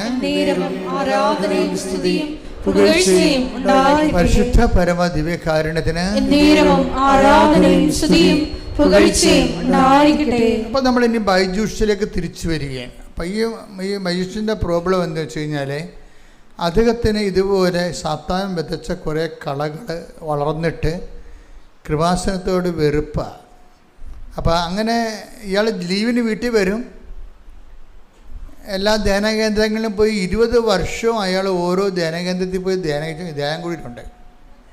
22 വർഷം 22 വർഷമായി ആസ്ട്രേലിയയിലായിട്ട് വരുമ്പോൾ, കുടുംബസമേതം വരുമ്പോഴേ ഇവരെല്ലാവരും കൂടി കേരളത്തിൽ വരുമ്പോൾ ഏതെങ്കിലും ഒരു ധ്യാനകേന്ദ്രം കണ്ടുപിടിച്ചിട്ട് അവിടെ പോയി ഒരു ധ്യാനം കൂടും. എന്നിട്ട് ജീവിതം വിശുദ്ധീകരിച്ചിട്ട് അദ്ദേഹം തിരിച്ചു പോകും. അപ്പോൾ അതുകൊണ്ട് അദ്ദേഹത്തെ സംബന്ധിച്ചിടത്തോളം അദ്ദേഹത്തിനൊരു നല്ല സൂപ്പർ കോൺഷ്യസ് ഉണ്ട്. എന്താണ്? തങ്ങളെ റൈറ്റ് വഴികളിലാണ് പോണത്. കുടുംബജീവിതം ആധ്യാത്മികമാണ്, അത് കത്തോലിക്ക ജീവിത രീതിയാണ് എന്നൊക്കെ നല്ല ബോധ്യമുണ്ട്. അതുകൊണ്ട് കുറച്ച് സെൽഫ് കോൺഫിഡൻസ് ഉണ്ടാകും. അപ്പോൾ ഒരു ദിവസം ഇത് ഈ ചെറുപ്പക്കാരൊക്കെ കൊണ്ടുവന്ന് പുള്ള വീടിൻ്റെ വാതിക്കെ കൃപാസനം പത്രം വെച്ചും പോകും. അപ്പോൾ ഇയാളെ വീട്ടിൽ നിന്ന് പറഞ്ഞ് ഇവന്മാർക്ക് ബോധമില്ലേ, പ്രാന്തന്മാർ, ഈ അന്ധവിശ്വാസം എന്തിനാണ് ഇവന്മാർ ഇങ്ങനെ പ്രചരിപ്പിച്ചുകൊണ്ട് നടക്കുന്നത്? ഒന്നിലെ അവന്മാർ ചെറുപ്പമല്ലേ, അവന്മാരെ പഠിച്ചിട്ട് വല്ല പ്രയോജനമില്ല, പഠിച്ച് വിദ്യാഭ്യാസമുണ്ട് പക്ഷേ വിവരമില്ല എന്നൊക്കെ പറഞ്ഞാൽ പെയ്തും പെരുക്കി പിള്ളേർ കൊണ്ടുവന്ന് കൃപാസന പത്രം പിള്ള വാതിക്കെ വെച്ചുകൊണ്ട് പോകുമ്പോൾ ഇതുപോലെയുള്ള കുറേ ഡയലോഗൊക്കെ ഫിറ്റ് ചെയ്ത് അകത്തിരിക്കും. ഒരു ദിവസം ഒരു അമ്മയും മകളും കൂടി വരും. ഒരു അമ്മയും മകളും കൂടി വന്നിട്ട് ഈ ചേട്ടനൊക്കെ ഭവിച്ചേട്ടനെ കാണും. ലീവിന് വന്നപ്പോൾ കാണും. പിന്നെ ഞങ്ങളെ കൃപാസനം മാതാവിനെക്കുറിച്ച് പറയാൻ വേണ്ടി വന്നതാണ്. ഇയാളുടെ വീട്ടിൽ കയറുന്നുണ്ടേ, ഇവരെ കാര്യമൊന്നുമില്ല. ഈ അമ്മയും മകളും കൂടി അവിടുത്തെ ആ നാട്ടിലുള്ള ആരമാണ്. അപ്പോൾ വൈദ്യുസ്തനോട് പേക്ഷിത പ്രവർത്തനം ചെയ്യുകയാണ് നടന്ന്. അപ്പോൾ അതിൻ്റെ പേരിൽ വീട്ടിൽ കയറിയതാണ്. വീട്ടിൽ കയറിയിട്ട് പത്രം കൊടുത്തിട്ട് എല്ലാവരും പിള്ളേരൊക്കെ ചെയ്തുകൊണ്ടിരുന്നത് എന്താണ്, പഠിക്കൽ പൂട്ടിക്കിടന്ന് പഠിക്കൽ പത്രം വെച്ച് പോയി കളഞ്ഞില്ലേ. ഇവരങ്ങനെയല്ലേ, ഇവരകത്ത് കയറി ബൈജുവിനെ കണ്ടിട്ട് അയാളൊരു നല്ല മനുഷ്യനായതുകൊണ്ട് സംസാരിക്കുന്നതിന് കുഴപ്പമൊന്നുമില്ല. പക്ഷേ അദ്ദേഹത്തിനോട് ഞങ്ങൾ കൃപാസന മാതാവിനെക്കുറിച്ച് നിങ്ങളോട് പറയാൻ വേണ്ടി വന്നതാണ്, ഇതാണ് അവിടുത്തെ പത്രം. അപ്പോൾ ഇയാൾ പറയും ഇതൊക്കെ ഞാൻ കുറേ കണ്ടിട്ടുള്ളതാണെന്ന് പറയും. ഇത് ഇയാളെ എന്ത് തട്ടാപ്പിടിയൊക്കെ പറയും. അപ്പോൾ ഈ വിലയമിച്ച് പറയും അങ്ങനെയല്ല ബൈജു, കൃപാസന മാതാവ് സഞ്ചാരി മാതാവാണെന്ന് പറയും. നമ്മൾ പറയുന്ന സ്ഥലത്ത് വരുമെന്ന് പറയും. അതൊക്കെയാണ് ഞങ്ങളുടെ അനുഭവം എന്ന് പറയും. അപ്പോൾ ഇത് കേട്ടപ്പോൾ ഇപ്പോൾ സഞ്ചാരി മാതാവ് പുള്ളി കേട്ടിട്ടില്ല. സഞ്ചാരി മാതാവ് ആരുണ്ടാക്കിയതാണെന്നറിയോ? ജോസഫച്ചൻ ഉണ്ടാക്കിയതില്ലേ? സഞ്ചാരി മാതാവ് നിങ്ങളുണ്ടാക്കിയതാണ്. കാര്യം സഞ്ചാരി മാതാവിനെക്കുറിച്ച് കുറേ സാക്ഷ്യങ്ങൾ വന്നിവിടെ. കാര്യം അടുക്കളയിൽ വന്ന് നിൽക്കുന്നു, അതുപോലെ തന്നെ വീട്ടിൽ വരുന്നു. ഇങ്ങനെ അവർക്ക് കാണാൻ പറ്റുന്ന കുറേ സാക്ഷ്യങ്ങൾ ഒരിടക്ക് ഒരു 2-3 കൊല്ലം മുമ്പ് ആൾക്കാരുടെ സാക്ഷ്യങ്ങളെല്ലാം അമ്മയെ നേരിട്ട് കണ്ട കുറേ സാക്ഷ്യങ്ങൾ വന്ന്. അങ്ങനെയാണ് അമ്മ സഞ്ചാരി മാതാവാണെന്നുള്ളത് അവർക്ക് മനസ്സിലായിട്ട് അവർക്ക് പലയിടത്ത് അനുഭവങ്ങൾ വന്നപ്പോൾ ജനങ്ങളിട്ട പേരാണത്. അപ്പോൾ അത് ശരിക്കും പറഞ്ഞാൽ ജനങ്ങളുടെ എല്ലാവരും അത്ര അനുഭവമുള്ള ഒത്തിരി പേരുണ്ട്, ആയിരക്കണക്കിന് പേരുണ്ട്. മാതാവ് അവരുടെ വീട്ടിലെത്തണതായിട്ട് സ്വപ്നം കണ്ടതും ദർശനം കണ്ടതും നേരെ ചൊവ്വേ കണ്ടതും ഒക്കെ ഒത്തിരി പേരുണ്ട്. അപ്പോൾ ഈ സുഗന്ധാഭിഷേകം തന്നെ ഫോളോ അപ്പ് ചെയ്യണതും കൂടെ വരണില്ല, പിന്തുടർന്ന് വരണില്ല. നമ്മളെ പിന്തുടർന്ന് വരണത് എന്താ? അതുപോലെ മഴവില്ല് വരണത്, ഇങ്ങനെ കുറേ തരത്തിൽ ദൈവത്തിൻ്റെ തനി സാന്നിധ്യം ഓരോ ഇടങ്ങളിലും നമ്മൾക്ക് ആവശ്യമുള്ള മേഖലകളെല്ലാം നമുക്ക് സപ്പോർട്ടായിട്ട് നിൽക്കുന്ന കാണുമ്പോഴാണ്. അപ്പോൾ ഈ അനുഭവങ്ങൾ ഈ അമ്മച്ചി ബൈജൂസിനോട് പറയും കൃപാസന മാതാവ് സഞ്ചാരി മാതാവാണെന്ന്. അപ്പോൾ ഇയാൾ ശ്രദ്ധിക്കും, സഞ്ചാരി മാതാവാ ആദ്യം കേൾക്കണമല്ല എന്ന് പറയും. ആദ്യം കേൾക്കണം അദ്ദേഹം ഇങ്ങനെ സഞ്ചാരി മാതാവിനെക്കുറിച്ച്. അപ്പോൾ എന്തൊക്കെ അവരോട് നല്ല വാക്ക് പറഞ്ഞ് വിട്ടെങ്കിലും ഈ സഞ്ചാരി മാതാവ് പുള്ളിക്ക് ക്ലിക്കായി. അപ്പോൾ ഒരു ദിവസം പുള്ളി പറഞ്ഞ് എടി നമുക്ക് അടുത്ത ആഴ്ച നമ്മൾ പോകുകയല്ലേ, തിരിച്ച് സിഡ്നിക്ക് പോവുകയാണ്. ഇപ്പോൾ നമുക്ക് 6 എണ്ണം വാടക ഇട്ടിട്ടുണ്ട്. കാറ് ഒരെണ്ണം ഈ വീട്ടിൽ ഇവിടെ ലീവിന് വരുമ്പോൾ ഒരു വാടകയ്ക്ക് ഒരു മാസത്തേക്ക് ഒരു കാർ എടുത്തിടും. അപ്പം അതിന് ആ കാറ് വാടകയ്ക്ക് ആണെങ്കിലും ഇപ്പം വീട്ടിൽ പോർച്ചിൽ കിടക്കുകയാണ്. കാർ കിടക്കണ്ടല്ലോ, നമുക്കേലും കൃപാസനം വരെ ഒന്ന് പോകാം എന്ന് പറഞ്ഞു. അപ്പോൾ വൈഫും പുള്ളിക്ക് താല്പര്യമില്ല, ജസ്റ്റ് ഇവിടുത്തെ ഈ ബഹളമൊക്കെ ഈ ആൾക്കാർ തിരക്കാണ്, ഭയങ്കര തിരക്കാണെന്നൊക്കെ പറഞ്ഞത് കാണാൻ വേണ്ടി വന്നതാണ്. കാണാൻ വേണ്ടി വന്ന് വൈഫും അദ്ദേഹം കൂടി വന്ന് അപ്പോഴേ ഇവിടെ ഉടമ്പടിയുടെ സമയമായി. ഉടമ്പടി മോളിൽ ചെല്ലാൻ പറഞ്ഞു. ഉടമ്പടി പുതുതായിട്ട് ഉടമ്പടി എടുക്കുന്നവർ മുകളിലോട്ട് ചെല്ലാൻ പറഞ്ഞു, 2ാമത്തെ നിലയിൽ ചെല്ലാൻ പറഞ്ഞു. അപ്പോൾ പുള്ളിക്കാരൻ ടോക്കണൊന്നും എടുക്കാതെ ഈ എന്താണ് ഉടമ്പടി എന്ന് കേൾക്കാൻ വേണ്ടി, പുള്ളിക്ക് ഉടമ്പടി എടുക്കാൻ ഉദ്ദേശമില്ല, എന്താ മുകളിൽ നടക്കണമെന്ന് അറിയാമല്ലോ എന്ന് പറഞ്ഞ് മുകളിൽ ചെന്നപ്പോൾ അവിടെ അനൗൺസ്മെൻ്റ് ടോക്കൺ ഇല്ലാത്തവർ ടോക്കൺ എടുത്തുകൊണ്ട് വരാൻ പറഞ്ഞു. അപ്പോൾ ബൈജുവിന് ടോക്കണില്ല. പുള്ളിക്കാരൻ ഇറങ്ങി പോകാൻ നേരത്ത് അവിടെ നിൽക്കുന്ന ആൾ പറഞ്ഞ് എന്താ ചേട്ടാ പോണത്? അല്ല ഞാനിക്ക് ഉടമ്പടി എടുക്കാൻ വന്നതല്ല, അതും ടോക്കൺ എടുത്തിട്ടില്ല. അപ്പോൾ ചേട്ടൻ അവിടെ ഇരിക്കും, ഞാൻ ടോക്കൺ എടുത്ത് വരാമെന്ന് പറഞ്ഞു. അങ്ങനെ പുള്ളി കെട്ടിലായി പോയി. അവിടെ നിന്ന് പ്രേക്ഷിതം പറഞ്ഞ് ചേട്ടൻ ഇറങ്ങി പോകണ്ട, അത് ദൈവം സംരക്ഷിക്കണണ്ട ഒരു തരത്തിലേ. അദ്ദേഹം ടോക്കൺ എടുക്കാതെയാണ് കയറിയതെങ്കിലും മാതാവ് അദ്ദേഹം താഴേക്ക് ഇറങ്ങിപ്പോയാൽ പിശാച് പിടിച്ചുകൊണ്ട് പോകും. അതുകൊണ്ട് അയാൾ അവിടെ ഇരുത്തിയിട്ട് അവിടെ നിന്ന് ചാർജിലുണ്ടായിരുന്ന ആൾ താഴെ വന്ന് അദ്ദേഹത്തിൻ്റെ ടോക്കൺ എടുത്ത് ഇവിടെ കൊടുക്കും. ടോക്കൺ എടുത്തപ്പോൾ പിന്നെയും ബൈജുവിന് പ്രശ്നമായി, ഇതെന്താണ് എഴുതേണ്ടതെന്ന് അറിയത്തില്ല. പ്രത്യേകിച്ച് കാര്യമൊന്നുമില്ല, പുള്ളി മര്യാദയ്ക്ക് ജീവിക്കുന്ന ഒരാളാണ്, അത്യാവശ്യം ജീവിക്കാനുള്ള മാർഗമുണ്ട്, ജോലിയുണ്ട്, ഒന്നും എഴുതാനൊന്നും ഇല്ല. അപ്പോൾ എൻ്റെ ടോക്കിൽ ഞാൻ പറഞ്ഞു നിങ്ങൾ ആദ്യം എഴുതേണ്ടത് പരിശുദ്ധാത്മാവ് നിറയാനാണെന്ന് എൻ്റെ ടോക്കിൽ പറഞ്ഞു. അപ്പോൾ പുള്ളിക്കാരൻ ഒരു നിയോഗം കിട്ടി, പുള്ളിക്ക് നിയോഗം ഇല്ല. അച്ഛൻ പറഞ്ഞ പുള്ളിയുടെ പരിശുദ്ധാത്മാവിനെ കിട്ടണം എഴുതി വെച്ചാൽ അവിടെ ഒരു നിയോഗമായിട്ട്, പിന്നത്തൊന്നും എഴുതാൻ അറിയാൻ പാടില്ല. അപ്പോൾ ജോമോൻ്റെ ക്ലാസ് വന്ന്, അപ്പോൾ ജോമോൻ്റെ ക്ലാസ് പറഞ്ഞ് നിങ്ങൾ എഴുതുമ്പോൾ നടക്കാത്ത കാര്യം എഴുതാൻ പറഞ്ഞു. അത് പുള്ളിക്ക് ക്ലിക്കായി. നടക്കാത്ത കാര്യങ്ങൾ എഴുതി വെക്കാൻ പറഞ്ഞു എൻ്റെ അടുത്ത് നിയോഗമായിട്ട്. നടക്കലും നിങ്ങൾക്ക് പൂർണ്ണ ബോധ്യമുള്ള കാര്യം എഴുതാൻ പറഞ്ഞു. അപ്പം അത് ടോക്ക് ചെയ്ത് റെക്കോർഡ് ചെയ്തിട്ടിരിക്കണതല്ലേ. പുള്ളി അപ്പോൾ വിചാരിച്ച പുള്ളിക്ക് നടക്കാത്തൊരു കാര്യമുണ്ട് എന്ന് വെച്ച് കഴിഞ്ഞാൽ പുള്ളിയുടെ ഈ മുട്ടിന് എന്തോ ഈ ലിഗമെൻ്റ് പോയ എന്തോ സംഭവം, ആടെ കരാട്ട ക്ലാസ് ആണെങ്കിലും കാലൊന്നും പൊങ്ങത്തില്ല, കയ്യൊക്കെ പൊങ്ങും, വലതുകാലം പൊങ്ങത്തില്ല, അപ്പം വേദന മാറുന്നില്ല. അപ്പോൾ ഈ 10-20 ധ്യാന കേന്ദ്രത്തിലൊക്കെ പുള്ളി പോയിട്ടുള്ളതാണ്, അവിടെയൊക്കെ രോഗശാന്തി പ്രാർത്ഥനയൊക്കെ കൂടിയതെങ്കിലും ഇതുവരെക്കും അതിനൊരു മാർഗ്ഗമില്ല. പുള്ളിക്കാരൻ അപ്പം ഓർത്ത് നടക്കാത്ത കാര്യമല്ലേ, അപ്പം അതിനെ പരീക്ഷിക്കുകയും ചെയ്യാം, അതാ പുള്ളിയുടെ ഉദ്ദേശം. അപ്പം അതുകൊണ്ട് കാലിൻ്റെ 20 കൊല്ലമായിട്ടുള്ള വേദന, കാല് സ്വാധീനമില്ലാത്ത അവസ്ഥ മാറ്റിത്തരണമെന്ന് പറഞ്ഞ് എഴുതി വെച്ചു അവിടെ. പക്ഷേ ഇദ്ദേഹം ഇവിടുന്ന് ഉടമ്പടി എടുത്ത് അതെല്ലാം കഴിഞ്ഞ് വീട്ടിൽ പോയി. അതിനുശേഷം ആസ്ട്രേലിയയിൽ ചെന്ന് ഉടമ്പടി അദ്ദേഹത്തിൻ്റെ രീതി അനുസരിച്ച് ഏറ്റാൽ ഏറ്റതാണ്, ഏറ്റിട്ട് കുഴപ്പത്തില്ല, ഏറ്റില്ലെങ്കിൽ ഏറ്റത്തില്ല, അതിനേ ഉള്ളൂ. അദ്ദേഹം അത് പറയുന്നുണ്ട്. എന്നെ സംബന്ധിച്ചിടത്തോളം ഒരു കാര്യം ചെയ്യാമെന്ന് ചെയ്യാമെന്ന് പറഞ്ഞാൽ ഞാനത് വെടിപ്പാട് ചെയ്യും, അല്ലെങ്കിൽ ഞാൻ ചെയ്യത്തുമില്ല. അതാണ് നിലപാട്. അത് അങ്ങനെയാണ്. അപ്പോൾ ഉടമ്പടി ചെയ്യാമെന്ന് പറഞ്ഞില്ലേ, അതുകൊണ്ട് പുള്ളിക്കാരന് ഉടമ്പടി വൃത്തിയായിട്ട് അങ്ങനെ ചെയ്യാൻ തുടങ്ങി, ഭംഗിയായിട്ട് ചെയ്യാൻ തുടങ്ങി. നേരത്തെ പത്രം കൊടുക്കാൻ പുള്ളിയുടെ ജീവിതത്തിൽ ഇല്ലാത്തൊരു കാര്യമാണ്. പണ്ട് പുള്ള വീട്ടിൽ പത്രം കൊണ്ടുവന്നിട്ട് അവനൊക്കെ വിദ്യാഭ്യാസത്തിൻ്റെ വിവരമില്ലെന്ന് പറഞ്ഞ ആൾ തന്നെത്താൻ തന്നെ ഈ പത്രം കൊടുത്ത് ഓഫീസൊക്കെ കൊടുക്കാൻ തുടങ്ങി. ഓസ്ട്രേലിയയിൽ മലയാളികളെ കണ്ട് കൊടുക്കാൻ തുടങ്ങി, ഇംഗ്ലീഷ് കണ്ട് കൊടുക്കാൻ തുടങ്ങി. അപ്പം ചെയ്യാനുള്ള കാര്യമൊക്കെ പുള്ളി ഭംഗിയായിട്ട് ചെയ്യുന്നുണ്ട്. ചെയ്തതിന് ശേഷം 2 ദിവസം ഇയാളെ നടപ്പൊക്കെ കണ്ടപ്പോൾ ഭാര്യ ചോദിച്ച്, ബൈജു നിങ്ങളുടെ കാലിൻ്റെ വേദന ഇപ്പം ഇല്ലേ? അപ്പോഴാണ് ബൈജു വാപ്പിളിക്കണത്, ശരിയാണല്ല, വേദന എപ്പോൾ പോയെന്ന്, 20 കൊല്ലമായ വേദനയാണ്, അത് എപ്പോൾ പോയെന്ന് പുള്ളിക്ക് അറിയത്തില്ല. It is God. അപ്പോഴാണ് പുള്ളി കണ്ണും നിറഞ്ഞു പോയത്. എന്താണ് ആ കൃപാസനത്തിൽ സംഭവിക്കണമെന്ന് പുള്ളിക്ക് മനസ്സിലായത്. അപ്പോൾ പിന്നെ പുള്ളി കുറച്ചുകൂടി ഉശിരോടുകൂടി കാര്യങ്ങളെല്ലാം ഉടമ്പടി ജീവിതത്തിലായിട്ട് പതുക്കെ കൃത്യമായിട്ട് വന്ന് കഴിഞ്ഞപ്പോൾ 2 ദിവസം കഴിഞ്ഞപ്പോൾ ഒരു ഫിലിപ്പീനുമായിട്ട് പുള്ളി സംസാരിക്കുകയാണ്. അപ്പോൾ അതേ കമ്പനിയിൽ ഒരു പുതിയ ലേഡി സ്റ്റാഫ് വന്നു. അപ്പോൾ ഫിലിപ്പീനോ പുള്ളിയോട് ചോദിച്ചു, ആ ലേഡി സ്റ്റാഫിനെ എനിക്ക് വേറെ കമ്പനി വെച്ച് അറിയാവുന്നതാണ്, ഇവിടെ വന്നിട്ട് എങ്ങനെയുണ്ട് എന്ന് ചോദിച്ചു. അപ്പോൾ വൈദ്യു പറഞ്ഞ അവളൊരു വേസ്റ്റാണെന്ന് പറഞ്ഞു. ആര്? ഫിലിപ്പീനോ സ്റ്റാഫ് ഒരു വേസ്റ്റാണ്. കാര്യം അവൾക്ക് പണി അറിയത്തില്ല. ഇതിലേക്ക് എന്തിനാണ് ഇത് കെട്ടിയെടുത്ത് കൊണ്ടുവന്നിട്ട് അവർ പണി ചെയ്യാത്ത കൊണ്ട് മറ്റുള്ളവർക്കിട്ട് പണി ഉഴപ്പറുണ്ട് എന്ന് പറഞ്ഞാൽ അതൊരു വേസ്റ്റാണെന്ന് പറഞ്ഞു. അത് പറഞ്ഞ് നാക്കിട്ടില്ല, ഈ വേദന തിരിച്ചു വന്ന്.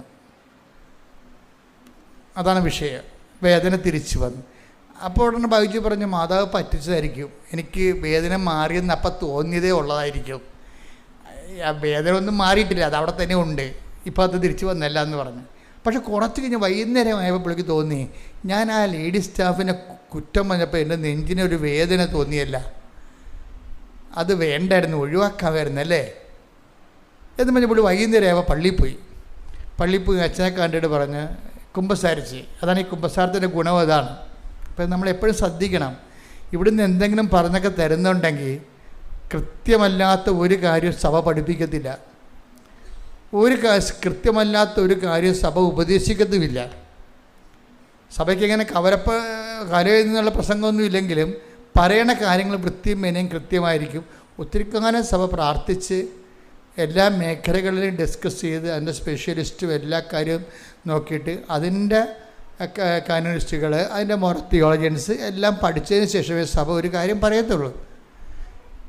അപ്പോൾ നിങ്ങളവർക്ക് മാർപ്പാപ്പയെ കൊണ്ട് പറയിപ്പിക്കണമെല്ലാം മാർപ്പാപ്പ ഒറ്റ ശ്വാസത്തിൽ പറയണതാണ്, രാഷ്ട്രീയക്കാരെ പോലെ പ്രസംഗം അങ്ങനല്ല.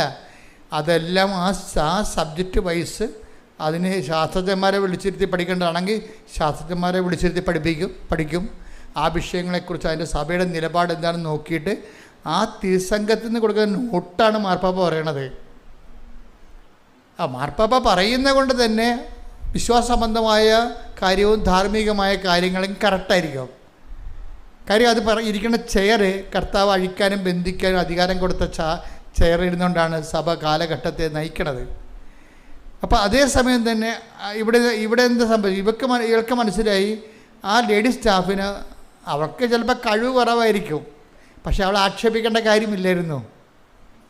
എല്ലാവർക്കും ഒരുപോലെ കഴിവുണ്ടാകുമോ? ചില ആൾക്കാർ സ്ലോ ആയിരിക്കും, ചില ആൾക്കാരെല്ലാം പൂർത്തിയായിട്ട് ചെയ്യും, പക്ഷെ സ്ലോ ആയിട്ടേ ചെയ്യത്തുള്ളൂ.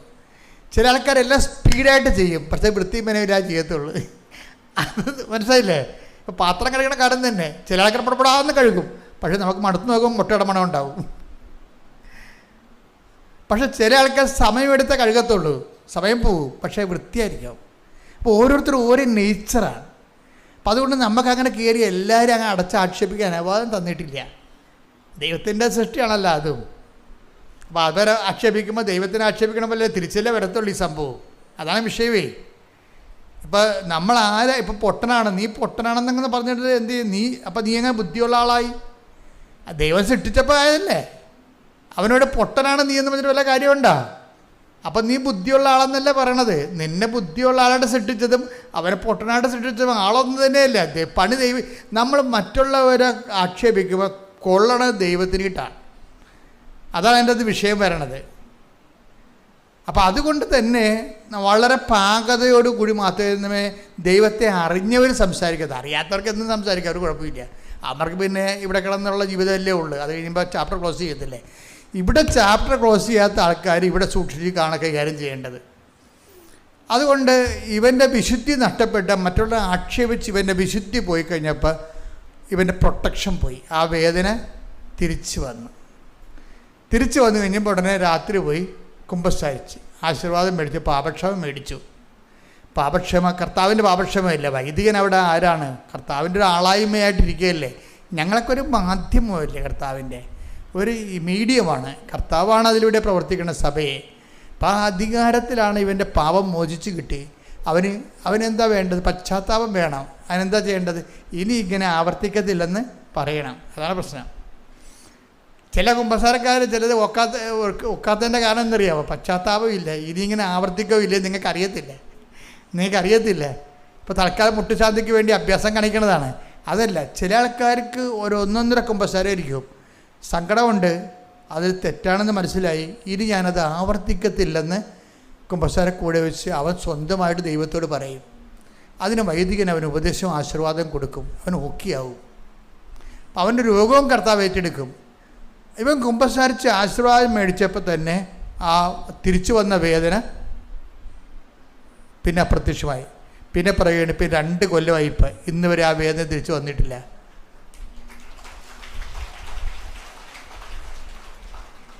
അപ്പോൾ ഇങ്ങനെ കുറച്ച് നാൾ ജീവിച്ച് കഴിഞ്ഞപ്പോൾ ബൈജൂസിന് അമ്മയുമായിട്ടൊരു കമ്മ്യൂണിക്കേഷൻ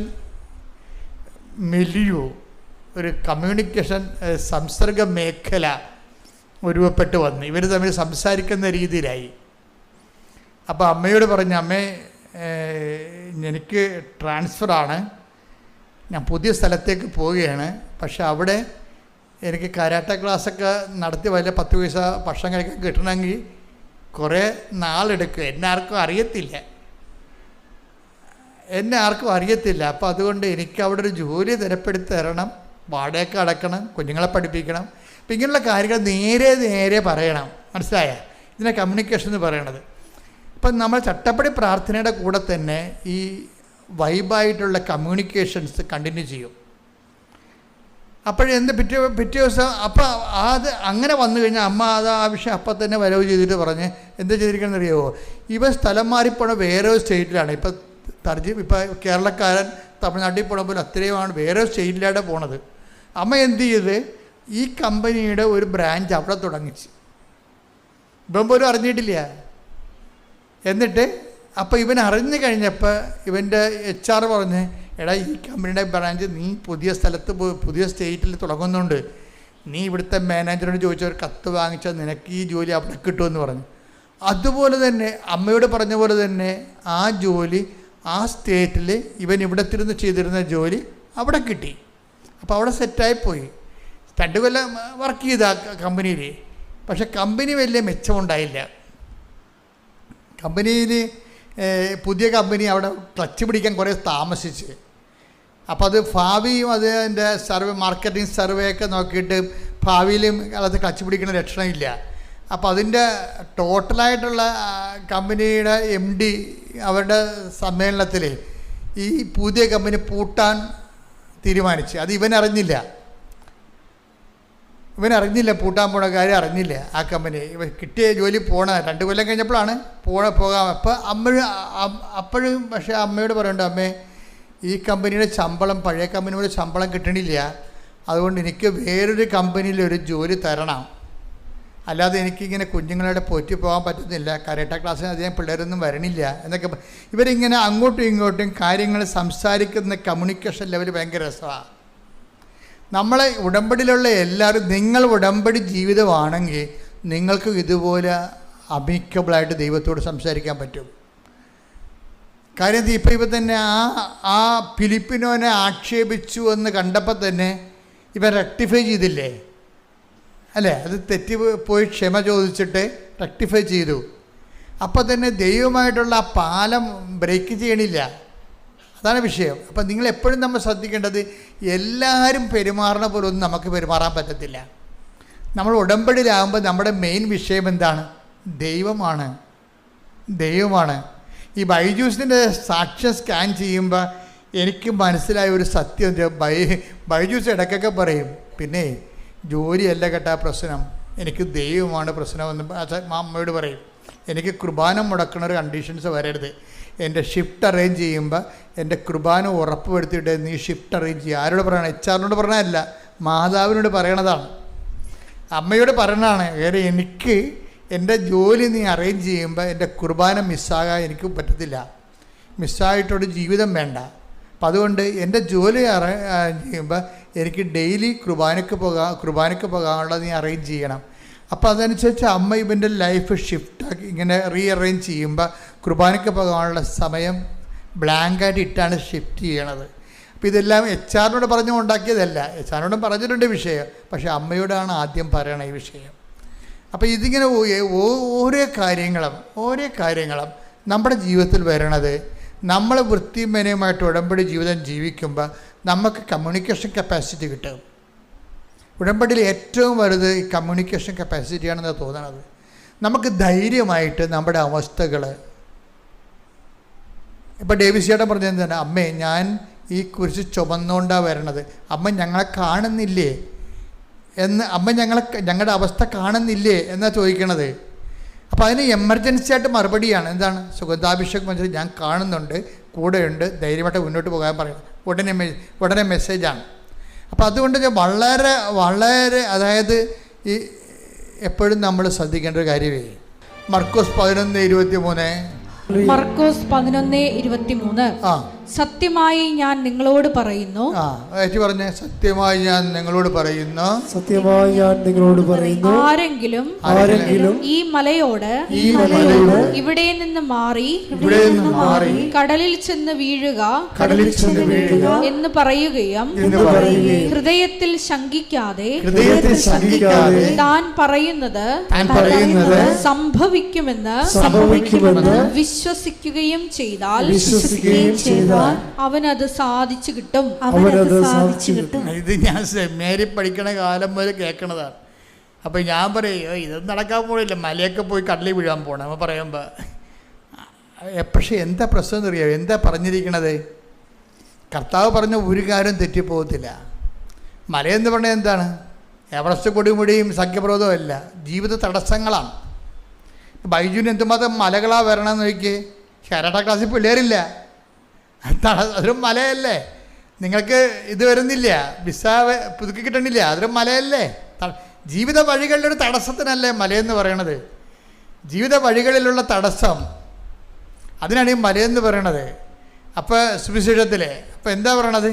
ഹൃദയത്തിൽ എന്ന് വായിച്ചേ, ഹൃദയത്തിൽ ശങ്കിക്കാതെ താൻ പറയുന്നത് സംഭവിക്കുമെന്ന് വിശ്വസിക്കുകയും ചെയ്താൽ അവന് അത് സാധിച്ചു കിട്ടും. ഒരു കാര്യം സാധിച്ചു കിട്ടുന്നല്ലേ പറഞ്ഞത്. അപ്പം നിങ്ങൾ പറയല്ലേ, നിങ്ങൾ കാര്യസാധ്യത്തിനാണ് കൃപാസത്യത്തിൽ പോണത്. സംശയം എന്താ? കാര്യസാധ്യത്തിനല്ലേ വരുന്നത് അല്ലേ? ആണ്. അതെന്താണ്? അതിന് പ്രൊവിഷനുണ്ട്. എന്താണ് അതിൻ്റെ പ്രൊവിഷൻ? എന്താണ്? നിങ്ങൾ ഒന്ന് വായിച്ച്, സത്യമായി ഞാൻ നിങ്ങളോട് പറയുന്നു, സത്യമായി ഞാൻ നിങ്ങളോട് പറയുന്നു, ആരെങ്കിലും ഈ മലയോട് ഇവിടെ നിന്ന് മാറി കടലിൽ ചെന്ന് വീഴുക എന്ന് പറയുകയും ഹൃദയത്തിൽ ശങ്കിക്കാതെ താൻ പറയുന്നത് സംഭവിക്കുമെന്ന് വിശ്വസിക്കുകയും ചെയ്താൽ അവനത് സാധിച്ചു കിട്ടും. അവനത് സാധിച്ചു കിട്ടും എന്നാ പറയണത്. എന്ത് ചെയ്യണം? ഹൃദയത്തിൽ ശങ്കിക്കരുത്. അവിടെയാണ് നമ്മുടെ പ്രശ്നം. ആധ്യാത്മിക ജീവിതത്തിൻ്റെ പ്രശ്നം എന്ന് പറയുന്നത് ആൾക്കാർക്ക് എല്ലാവർക്കും 99% ഉള്ള ആൾക്കാർക്കുള്ള പ്രശ്നം എന്താണ്? ഹൃദയത്തിൽ ശങ്കയാണ്. നമ്മുടെ മുമ്പിലുള്ള ത്രെട്ട് എന്താണ്? ചാലഞ്ച് എന്താണ്? ഈ ഹൃദയത്തിൽ ശങ്ക എങ്ങനെ മാറ്റാവുന്നുള്ളതാണ്, അല്ലേ? എല്ലാത്തിൻ്റെയും പ്രശ്നം എന്താണ്? ഇപ്പം കൃപാസനത്തിൽ 23 കൊല്ലം മക്കളില്ലാത്തവരുണ്ട്. ആ 23ാമത്തെ കൊല്ലം ഉടമ്പടി എടുക്കുമ്പോൾ അവർക്ക് മക്കളായി. എന്താ കാര്യം? അവർ ഹൃദയത്തിൽ ശങ്കിക്കുന്നില്ല, കർത്താവ് എനിക്ക് മക്കളെ തരുമെന്ന്. 23 കൊല്ലവും കണ്ട ഡോക്ടർമാരും ചെയ്ത പരീക്ഷണങ്ങളും എല്ലാം പറഞ്ഞത് നിനക്ക് മക്കളെ കിട്ടത്തില്ലെന്നാണ് പറഞ്ഞത്. അതൊരു മല പോലെ അങ്ങ് വന്ന് നിൽക്കുകയാണ്. ഈ മലയോടാണ് മാറിപ്പോയി കടലിൽ വീഴാൻ പറയണത്. എന്താണ്? ഉടമ്പടി എന്ന് പറയുന്നത് ജീവിതത്തിൻ്റെ മലകളോട് നമ്മൾ നടത്തുന്ന ജീവിതം കൊണ്ടുള്ള ശാസ്ത്രയാണ് പോയി കടലിൽ വീഴാൻ പറയണത്. എങ്ങനെയാണ്? ഹൃദയത്തിലെ ശങ്കിക്കാതെ. ഇനി ഹൃദയത്തിൽ ശങ്കിക്കാതിരിക്കണമെങ്കിൽ എന്ത് ചെയ്യണം? അവിടെയാണ് പ്രശ്നം. ബുദ്ധിയിലല്ല ശങ്കയുള്ളത്. ബുദ്ധിയിൽ ശങ്കിച്ചാലും കുഴപ്പമൊന്നുമില്ല. ബുദ്ധി കൊണ്ട് നടക്കുമോ എന്നാണ് റീസണല്ലേ അവിടെ ഉപയോഗിക്കണത്. അയ്യോ അതെങ്ങനെ നടക്കാനാണ്? നടക്കത്തില്ലല്ലോ. കാര്യം ഒരു സീറ്റേ ഉള്ളൂ. സുവോളജിക്ക് എന്നെക്കാളും എനിക്ക് 90% മാർക്കേ ഉള്ളൂ. ബോട്ടണിക്ക് 99% മാർക്ക് കിട്ടിയ ആളുണ്ട്. അപ്പോൾ അവരെ എടുക്കുക, എന്നെ എടുക്കുക, അത് ന്യായമല്ലല്ലോ എന്നൊക്കെ നമുക്ക് ബുദ്ധി കൊണ്ട് ആലോചിച്ചിട്ട് നമുക്ക് വേണമെങ്കിൽ അണ്ടർ എസ്റ്റിമേറ്റ് ചെയ്യാം. പക്ഷെ ബുദ്ധിയുടെ വിഷയം വിശ്വാസത്തിൽ വരുന്നില്ല. ഹൃദയത്തിൽ എന്താ ഈശോ പറഞ്ഞത്? ബുദ്ധി ശങ്കിക്കാതെ എന്നല്ല പറയണത്. ബുദ്ധി ശങ്കിക്കാൻ 100,000 കാര്യമുണ്ട്. ബൈബിൾ വർക്കൗട്ട് ചെയ്യണത്, ഉടമ്പടി വർക്കൗട്ട് ചെയ്യണത് ബുദ്ധിയുമായിട്ടുള്ള സംഭവമാണ്. ബുദ്ധി എന്ന് പറഞ്ഞാൽ മെറിറ്റിൻ്റെ വിഷയമാണ്. ഒരാൾക്ക് 90 ഒരാൾക്ക് 99 ആണെങ്കിൽ മെറിറ്റല്ലേ പറയാം. അപ്പോൾ ഉടമ്പടി എന്താ സംഭവിച്ചിരിക്കുന്നത്? നോട്ട് ബൈ മെറിറ്റാണ്, ബട്ട് ബൈ ഗ്രേസ്. അതാണ് ഹൃദയം പറയണതിൻ്റെ കാര്യം. അതാ ഹൃദയം പറയണത് കർത്താവിൻ്റെ കൃപ നിങ്ങളുടെ ആത്മാവിൻ്റെ കൂടെ ഉണ്ടാകട്ടെ എന്നല്ലേ പറയണത്. Take the bed of God. Galatia 6:18 നമ്മുടെ കർത്താവായ യേശുക്രിസ്തുവിന്റെ കൃപ നിങ്ങളുടെ ആത്മാവിനോട് കൂടെ ഉണ്ടായിരിക്കട്ടെ. കൃപ നിങ്ങളുടെ ബുദ്ധിയുടെ കൂടെ ഉണ്ടായിരിക്കട്ടെ എന്നാണ് പറയണത്. അല്ല, ഹൃദയത്തിൻ്റെ കൂടെയാണ് കൃപ ഉറക്കിക്കുന്നത്. നോട്ട് ബൈ മെറിറ്റ് എന്ന് പറഞ്ഞു കഴിഞ്ഞാൽ not by intellect, but by grace. അവിടെ വിഷയം. ഇപ്പം ഇവിടെ എന്താ 11:23 പറയണത്? ഹൃദയത്തിൽ ശങ്കിക്കാതെ ഇവിടെ നിന്ന് മാറുക എന്ന് പറഞ്ഞാൽ, കടലിൽ പോയി വീഴുക എന്ന് പറഞ്ഞാൽ അത് അനുസരിക്കുക തന്നെ ചെയ്യും. അപ്പം ഹൃദയത്തിൽ ശങ്കിക്കാതിരിക്കണമെങ്കിൽ എന്ത് ചെയ്യണം? ഹൃദയത്തിൽ ശങ്കിക്കാതിരിക്കണം എന്നുണ്ടെങ്കിൽ ഹൃദയത്തെയാണ് നമ്മൾ ഉടമ്പടിയിൽ നമ്മൾ ഫോക്കസ് ചെയ്യണത്. ഹൃദയത്തെ എങ്ങനെ ഫോക്കസ് ചെയ്യണത്? സംശയങ്ങൾ എങ്ങനെയാണ് മാറണത്? ഹൃദയത്തിൽ സംശയിക്കാതെ അല്ലേ സംശയങ്ങൾ എങ്ങനെയാണ് മാറണത്? സ്നേഹം എല്ലാം വിശ്വസിക്കുന്നു. കണ്ട സംഭവം ഉണ്ടല്ലേ? അതാണ് വിഷയം. ഹൃദയത്തിൽ ശങ്കിക്കാതിരിക്കണമെന്നുണ്ടെങ്കിൽ 1 Corinthians 13:7 വർക്കൗട്ട് ചെയ്യണം. എടുത്ത് 1 Corinthians 13:7. സ്നേഹം സകലതും സഹിക്കുന്നു. പറഞ്ഞേ. സ്നേഹം സകലതും സഹിക്കുന്നു, സകലതും വിശ്വസിക്കുന്നു, സകലതും പ്രത്യാശിക്കുന്നു, സകലത്തെയും അതിജീവിക്കുന്നു. അപ്പൊ സ്നേഹമാണ് വിഷയം. ഹൃദയത്തിൽ ശങ്കിക്കാതിരിക്കുന്നതിന് കാരണം എന്താണ്? സ്നേഹം ഡെവലപ്പ് ചെയ്തെടുക്കണം. ഇതുകൊണ്ടാണ് ഉടമ്പടിയിൽ ഉപവി പ്രവർത്തനങ്ങൾ ഒത്തിരി ഉള്ളത്. അപ്പോൾ ഉടമ്പടി പ്രവർത്തനങ്ങൾ ചെയ്യുമ്പോൾ അച്ഛൻ പറഞ്ഞു ഉടമ്പടി എടുത്തതാണ് ഞങ്ങൾ അതുകൊണ്ടാണ് ചെയ്യുന്നത് പറയരുത്. അവിടെയാണ് നിങ്ങൾക്ക് പ്രശ്നം വരുന്നത്. നിങ്ങളിതെല്ലാം ചെയ്യുന്നുണ്ട് വൃത്തിമനമായിട്ട്. ഉപവി ചെയ്യുന്നുണ്ട്, ഓർഫനേജിൽ പോകുന്നുണ്ട്, ദാനധർമ്മം ചെയ്യുന്നുണ്ട്, കുഞ്ഞുങ്ങൾക്ക് ഉടുപ്പ് കൊടുക്കുന്നുണ്ട്, ഭക്ഷണമില്ലാതെ ഭക്ഷണം കൊടുക്കുന്നുണ്ട്, സഹായിക്കുന്നുണ്ട്, എല്ലാ പണിയും നിങ്ങൾ ചെയ്യുന്നുണ്ട്. പക്ഷേ നിങ്ങളുടെ വിസ പുതുക്കി കിട്ടാനാണ്. അതാണ് കുഴപ്പം. മനസ്സിലായില്ലേ? വിസ ഞാൻ ഏത് ഓർഫനേജിലാണ് മണ്ണാങ്കട്ടെ നരകത്തിലാണ് വേണേൽ പോയേക്കാം, എൻ്റെ വിസ ഒന്ന് പുതുക്കി തന്നാൽ മതി. അപ്പോൾ ആരോടാണ് സ്നേഹം? വിസയുടെ സ്നേഹം. എന്നുവെച്ചാൽ നമ്മുടെ തന്നെയാണ്. ദൈവത്തിന് അവിടെ റോളില്ല. നമുക്ക് പറ്റുന്ന ഒരു അബദ്ധം അതാണ്. എന്തുകൊണ്ടാണ് വ്യക്തികൾ ദൈവസ്നേഹത്തെ വളരാത്തതിൻ്റെ കാരണം, അവർ ദൈവത്തിനെ അല്ല സ്നേഹിക്കണത്. അവരിങ്ങനെ ഉപപ്രവർത്തനങ്ങൾ ചെയ്യും, പത്രങ്ങൾ കൊടുക്കും, വെയിൽ കൊള്ളും, മഴ കൊള്ളും, ദാനധർമ്മം ചെയ്യും. എല്ലാം എന്തിനാണ്?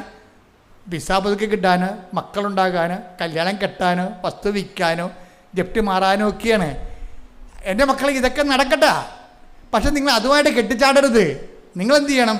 നിങ്ങൾ ചെയ്യുന്നതിനെല്ലാത്തിനും വേറെ അക്കൗണ്ടിലോട്ട് മാറ്റണം. അത് ഏത് അക്കൗണ്ടാണ്? ഞാൻ ഇതുവഴി എൻ്റെ ദൈവത്തെ സ്നേഹിക്കുന്നു. Got the point. നമ്മുടെ വിഷയം എന്താണ്? ഹൃദയത്തെ ശങ്കിക്കാതെ ഹൃദയത്തെ എങ്ങനെ ദൈവസ്നേഹത്തെ വളർത്താൻ പറ്റുമെന്ന് ചോദിച്ചാൽ അതിൻ്റെ ഉത്തരം, നമ്മൾ ചെയ്യുന്ന എല്ലാ ഉപവിപ്രവർത്തനങ്ങളും സുവിശേഷ വേലകളും നമ്മുടെ വിഷയത്തിന് വേണ്ടി മാത്രമല്ല, നമ്മുടെ വിഷയത്തിന് വേണ്ടിയല്ല, ദൈവമായിരിക്കണം നമ്മുടെ വിഷയം. മനസ്സിലായി? ഇതാണ് ബൈജു ഈ ലെവലിലോട്ട് അങ്ങോട്ട് വളരുകയാണ്. ബൈജു മാതാവിനെ കണ്ടപ്പോൾ മാതാവിനോട് പറഞ്ഞത്, അമ്മേ കാര്യങ്ങളൊക്കെ ശരിയാണ്, എനിക്ക് ജോലിയുണ്ടോ ഇല്ലാതിരിക്കുകയോ അതൊക്കെ അമ്മയുടെ പ്രശ്നമാണ്, എൻ്റെ പ്രശ്നം കുർബാനയാണെന്ന് പറയും. അപ്പോൾ എന്താ വിഷയം? അവൻ്റെ വിഷയം എന്താണ്? അവൻ്റെ വിഷയം കുർബാനയാണെന്ന്. എനിക്ക് കർത്താവിൻ്റെ ആലയത്തിൽ വരികയും എനിക്ക് കുർബാന കൂടുകയും ചെയ്യണം. അപ്പോൾ ആ വിഷയം ആരായി? അവൻ്റെ വിഷയം എന്തായി? അവൻ്റെ വിഷയം കരട്ടയല്ല, അവൻ്റെ വിഷയം കമ്പനിയല്ല, അവൻ്റെ വിഷയം വരുമാനമല്ല. പിന്നെ എന്താണ്? ദൈവമാണ് വിഷയം. മനസ്സിലായില്ലേ? ദൈവമാണ് വിഷയം. അപ്പം ദൈവസ്നേഹം വർദ്ധിച്ച് നമ്മുടെ വിഷയം എന്നുള്ളത് വിട്ടിട്ട് ദൈവം തന്നെയാണ് നമ്മുടെ വിഷയം എന്നുള്ള ഒരു ട്രാൻസിഷൻ ഇവിടെ സംഭവിക്കണം. അതാണ് ഉടമ്പടിയുടെ വിജയം എന്ന് പറയുന്നത്. പ്രാർത്ഥിക്കുക, കർത്താവായ ദൈവമേ, എൻ്റെ വിഷയത്തെക്കാൾ ദൈവം തന്നെയാണ് എൻ്റെ വിഷയമായി മാറുന്ന ഉടമ്പടി അഭിഷേകത്തിലേക്ക് എന്നെ ഉയർത്തണമേ. ശ്രദ്ധിക്കട്ടെ. Hallelujah, hallelujah, hallelujah.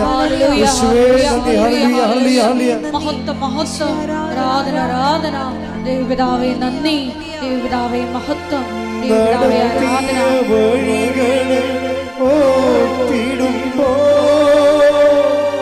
കരുതിയ കരുതൽ നിനച്ചിടുമ്പോ നടത്തിയ വഴികളെ ഓർത്തിടുമ്പോ കരുതിയ കരുതൽ നിനച്ചിടുമ്പോ സ്തുതിക്കുവാനായിരം നാവുപോരായേ എങ്കിലും ആവോളം സ്തുതിക്കും സ്തുതിക്കുവാനായിരം നാവുപോരായേ എങ്കിലും ആവോളം സ്തുതിക്കും. പരിശുദ്ധ പരമ ദിവ്യകാരുണ്യത്തിന് ആരാധനയും സ്തുതിയും പുകഴ്ചയും ഉണ്ടായിരിക്കട്ടെ. പരിശുദ്ധ പരമ ദിവ്യകാരുണ്യത്തിന് ആരാധനയും സ്തുതിയും പുകഴ്ചയും ഉണ്ടായിരിക്കട്ടെ. ഇപ്പം ഈ മല എന്ന് പറയുന്നത്, ഇപ്പം ഇവൻ്റെ ജോലി കമ്പനി പൂട്ടാൻ പോകുകയല്ലേ. എന്നാ ഇത് പെട്ടെന്ന് സംഭവിക്കുന്ന വിഷയം എന്ന് വെച്ച് കഴിഞ്ഞാൽ, കമ്പനി ഉടനെ അവിടെ ആ കമ്പനിയിൽ പെർമനൻ്റ് സ്റ്റാഫായിട്ടുണ്ടായിരുന്നവരെല്ലാവരെയും വിളിപ്പിക്കും. ഇത് പറയും, ഞങ്ങളുടെ ആ പുതിയ കമ്പനി പൂട്ടുകയാണ്, അതുകൊണ്ട് നിങ്ങൾക്ക് തൊഴിൽ കണ്ടുപിടിക്കണവരെ നിങ്ങൾക്കൊരു പാരിതോഷികം തരും, റെമ്യൂണറേഷൻ, നഷ്ടപരിഹാരം. ഞങ്ങളുടെ കമ്പനി പൂട്ടുകയാണ്, അതുകൊണ്ട് നിങ്ങൾക്ക് തൊഴിൽ കണ്ടുപിടിക്കണവരെ $30,000 കൊടുത്തു കമ്പനി. ബൈജു പറയണത്, എനിക്ക് തൊഴിലില്ല, പക്ഷേ എനിക്ക് കമ്പനി $30,000 തന്ന്, അതുകൊണ്ട് എനിക്കിന്ന് ജോലി കണ്ടുപിടിക്കണവരെ. അപ്പോൾ അമ്മയോട് പറഞ്ഞു, അമ്മ ഒരു 100 പിള്ളേരെ തരുമെങ്കിൽ ഞാൻ പച്ച പിടിച്ച് പോകുമെന്ന് പറയും. ഉടനെ പിറ്റേ ആഴ്ച 100 പിള്ളേരെ കൊടുത്ത് കരാട്ട ക്ലാസ്സിൽ. അത് ഭയങ്കര രസമാണ്. ആ കമ്മ്യൂണിക്കേഷൻ പോണ രസം കണ്ടില്ലേ? അപ്പോൾ ഈ വിഷയങ്ങൾക്ക് എന്താ ഈശോ പറഞ്ഞത് എന്താ വെച്ചാൽ, ഈ കമ്മ്യൂണിക്കേഷൻ ലെവല് നമ്മുടെ ഭാഗം നമ്മൾ കറക്റ്റ് ചെയ്ത് കഴിഞ്ഞാൽ ഇതൊക്കെ നിങ്ങൾക്ക് ആവശ്യമാണെന്ന് ഈശോ പറഞ്ഞില്ലേ? അതാണ് എൻ്റെ സംഭവം. നമ്മുടെ ആവശ്യങ്ങളാണ് ഇതൊക്കെ. നിങ്ങൾക്ക് ആവശ്യമാണ്. നിങ്ങളുടെ സ്വർഗ്ഗസ്ഥനായ പിതാവ് അറിയാം. പിന്നെ ആദ്യം ദൈവരാജ്യത്തെയും ബൈജു ചെയ്യണത് അതാണ്. ബൈജു എല്ലാം ചെയ്യണത് എന്താണ്? ആദ്യം ദൈവത്തിൻ്റെ കാര്യം. ഇപ്പം നമ്മൾ ദൈവത്തിൻ്റെ കാര്യം പോലും നമ്മുടെ കാര്യം കഴിഞ്ഞിട്ടാണ് കാണുന്നത്. അവിടെയാണ് ഇങ്ങനെ വെള്ളം വന്ന് വള്ളത്തിൻ്റെ അകത്ത് കിടക്കുകയാണ്. അതാണ് മുങ്ങിപ്പോണത്. നമ്മൾ ആദ്യം നമ്മുടെ കാര്യം പോലും ദൈവത്തിൻ്റെ കാര്യമെന്ന് പറയണത് നമ്മുടെ കാര്യമായിട്ടാണ് ഇരിക്കുന്നത്. നമ്മുടെ കാര്യം താമസിക്കണമെങ്കിൽ നമ്മൾ ഉടമ്പടി പ്രാർത്ഥന ഉഴപ്പും. അതിൻ്റെ അർത്ഥം എന്താ? ദൈവത്തിൻ്റെ കാര്യത്തിൽ പ്രാധാന്യമില്ല, നമ്മുടെ വയറ്റിപ്പഴപ്പിന് വേണ്ടിയാണ് കെട്ടിയെടുത്ത് ഇറങ്ങിയിരിക്കണമെന്നുള്ളത് ദൈവത്തിന് മനസ്സിലാകത്തില്ലേ? അതുകൊണ്ടാണ് ഡ്രൈ കവനൻ്റ് ഉണ്ടാകണത്. അപ്പോൾ നിങ്ങളെപ്പോഴും ദൈവമായിരിക്കണം വിഷയം. അതായത് ആദ്യം ചെയ്യേണ്ടത്, നമ്മൾ ഇപ്പോൾ സുവിശേഷത്തിൻ്റെ അകത്ത് ഒരു നല്ലൊരു സർജറി ഉള്ളത് നമുക്കറിയാം. ഈ സർജറി ഓപ്പറേഷൻ നടക്കുന്നത്, സുവിശേഷത്തിൻ്റെ അകത്ത് ഓപ്പറേഷൻ നടക്കുന്നത് ഈ ധാരണകളിലാണ് വരണത്. ധാരണകൾ എപ്പോഴും വരുന്ന ഒരു വിഷയം. നമ്മുടെ ആധ്യാത്മിക ജീവിതം ഇപ്പം മുമ്പ് പറഞ്ഞ പോലെ സംശയം കുറക്കാൻ എന്താ ചെയ്യേണ്ടത്? സ്നേഹം കൂട്ടണം. അതാണ് സംശയം, അല്ലേ?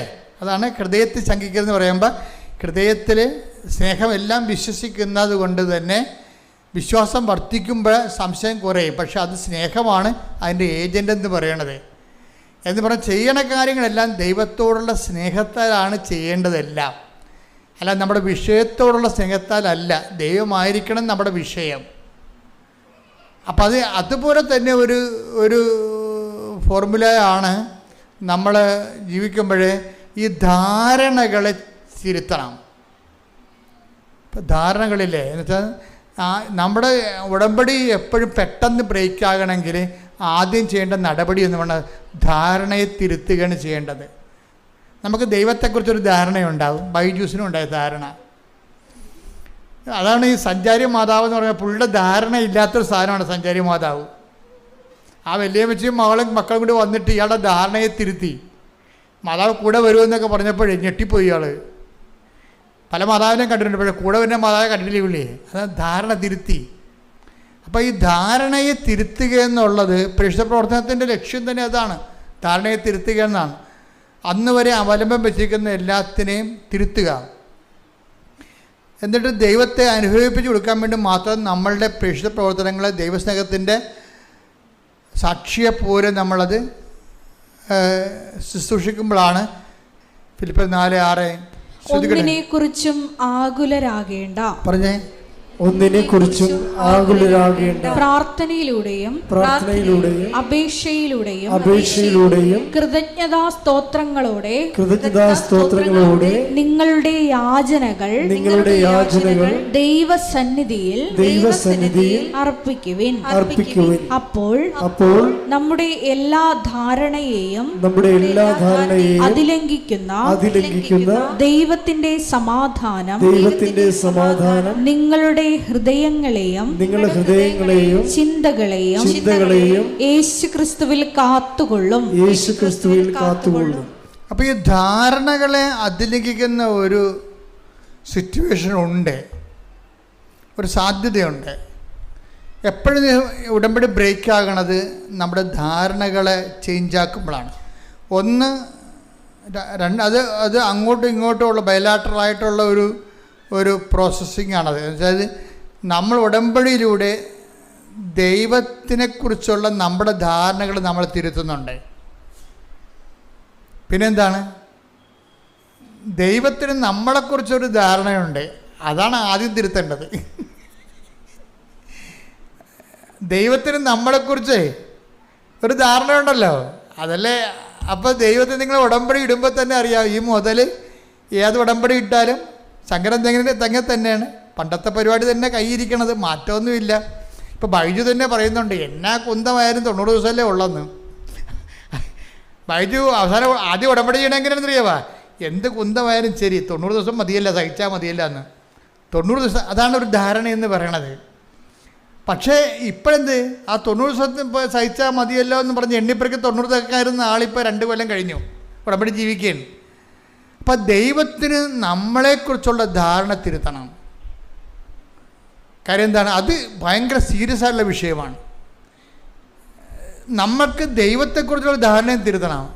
ദൈവത്തിന് നമ്മളെക്കുറിച്ച് ഇപ്പോൾ തന്നെ ബൈജു ആ ഫിലിപ്പിനോയുടെ പറഞ്ഞാൽ അത് വേസ്റ്റ് ജന്മമാണെന്ന് പറഞ്ഞില്ലേ, ഫിലിപ്പിനോ വേസ്റ്റ് ജന്മമാണ്. അപ്പം ദൈവത്തിനത് ഇഷ്ടപ്പെട്ടില്ല. ബൈജുവിനെ പോലെ ഒരാളിൽ നിന്ന് അത് ദൈവം പ്രതീക്ഷിക്കണില്ല. അതാണ് പറഞ്ഞത്. വല്ല പേപ്പട്ടികളെ പലയിടത്തും കിടന്ന് കുരയ്ക്കുകയോ അങ്ങോട്ടും ഇങ്ങോട്ടും കുത്തിമറിയുകയും ചെയ്യണത്. പക്ഷേ ദൈവപൈതലിന് അത് പറ്റത്തില്ല. അതുകൊണ്ട് ഫിലിപ്പിനോയെ അങ്ങനെ പറഞ്ഞത് ദൈവത്തിന് ഇഷ്ടപ്പെട്ടില്ല. അതുകൊണ്ട് വൈകുന്നേരപ്പോൾ ആ മനുഷ്യൻ മനസ്തപിച്ചിട്ട് പറഞ്ഞു, ഇനി ഞാൻ പറയത്തില്ല, ശ്രദ്ധിച്ചോളാം എന്ന് പറഞ്ഞു, പട്ടാങ്ങി പറഞ്ഞു. അതാണ് അപ്പം ബൈബിളിനെക്കുറിച്ചുള്ള ധാരണ ദൈവത്തിന് ചേഞ്ചായി. അതുപോലെ തന്നെ നമുക്ക് ദൈവത്തെക്കുറിച്ചുള്ള ധാരണയില്ലേ, അതും മാറ്റണം. അത് എപ്പോഴും ഏറ്റവും സീരിയസ് ആയിട്ടുള്ള ഇതിൻ്റെ അകത്ത് റിസ്ക് പിടിച്ച പരിപാടി എന്ന് പറയണത് നമ്മളെക്കുറിച്ചുള്ള ദൈവത്തിൻ്റെ ധാരണ മാറ്റണം. ഉടമ്പടി കൊണ്ട് ഉദ്ദേശിക്കുന്നത് അതാണ്. സത്യം പറഞ്ഞാൽ നിങ്ങൾ ഓർക്കും ഉടനടി പരിഹാരമാണ്, ഉടമ്പടി പരിഹാരം നടക്കും. പക്ഷെ അതിൻ്റെ ലക്ഷ്യം അത് മാത്രമല്ല. നമ്മളെക്കുറിച്ചുള്ള ദൈവത്തിൻ്റെ ധാരണകൾ നമ്മൾ ചേഞ്ച് ആക്കണം. നമ്മുടെ നിലപാടിലൂടെ, നയത്തിലൂടെ, സമീപനത്തിലൂടെ. അത് നമ്മളെക്കുറിച്ച് ദൈവത്തിനുള്ള ധാരണ. ഇപ്പം നിങ്ങൾ 1 തെസ്സലോനിക്കൻസ് 5:16 എടുത്ത് എപ്പോഴും സന്തോഷത്തോടെ ഇരിക്കുവിൻ. തന്നെയല്ലേ അത്. ഫിലിപ്പിയർ 4:6 തന്നെ അത് എന്താണ് പറഞ്ഞേ? എപ്പോഴും സന്തോഷത്തോടെ ഇരിക്കുവിൻ, ഇടവിടാതെ പ്രാർത്ഥിക്കുവിൻ, എല്ലാ കാര്യങ്ങളിലും നന്ദി പ്രകാശിക്കുവിൻ. ഇതാണ് യേശുക്രിസ്തുവിൽ നിങ്ങളെ സംബന്ധിച്ചുള്ള ദൈവഹിതം. അപ്പൊ ദൈവത്തിന്റെ ധാരണ ഇതാണ്. നമ്മളെ സംബന്ധിച്ചിടത്തോളം ദൈവത്തിൻ്റെ ധാരണയുണ്ട്. ആ ധാരണയിലേക്ക് നമ്മൾ വളർന്നു വരണം. പിടിയാ. നമ്മളെ സംബന്ധിച്ചിടത്തോളം ദൈവത്തിന് ഒരു ചാർട്ടേഡ് ആയിട്ടുള്ള ധാരണയുണ്ട്. എന്തൊക്കെയാണ്? എപ്പോഴും സന്തോഷത്തോടെ ഇരിക്കണം. അതാണ് വിഷയം. മനസ്സിലായില്ലേ? പിന്നെന്താണ്? ഇടതടവില്ലാതെ പ്രാർത്ഥിക്കണം. പിന്നെന്താണ്? എല്ലാ കാര്യങ്ങളിലും കൃതജ്ഞത പ്രകാശിപ്പിക്കണം. ഇപ്പം നീറ്റിൻ്റെ പരീക്ഷയ്ക്ക് തോറ്റാലും ഇട്ടാ പോലെ വീട്ടിൽ കിടന്നിട്ട് അമ്മയുമ്പോൾ ഞാൻ പള്ളിയിലും വരണില്ല, പട്ടാക്കാരെയും കാണുന്നില്ല എന്നൊക്കെ പറഞ്ഞുകൊണ്ട് കിടക്കല്ലേ. ആ പിശാചികളൊക്കെ അങ്ങനെ തന്നെ കിടന്ന ഒരു പ്രശ്നമൊന്നുമില്ല. കാര്യം ഇന്നത്തെ സുവിശേഷത്തിലുണ്ടേ എല്ലാവർക്കും നിത്യജീവൻ പറഞ്ഞിട്ടില്ലെന്ന്. ആ നിത്യജീവിതത്തെക്കുറിച്ച് പറഞ്ഞപ്പോൾ ഞാൻ ഞെട്ടിപ്പോയി. ഞാൻ അപ്പുറത്തിരിപ്പുണ്ടായിരുന്നു അവിടെ. ഇന്ന് സുവിശേഷം വായിച്ചതാണ്. ഇത് നിത്യജീവന് വേണ്ടി നിയോഗിക്കപ്പെട്ടവരെന്ന്. ടേക്ക് ദ ബെഡപ്പോൺ ശ്രദ്ധിക്കട്ടെ. Hallelujah, hallelujah, hallelujah.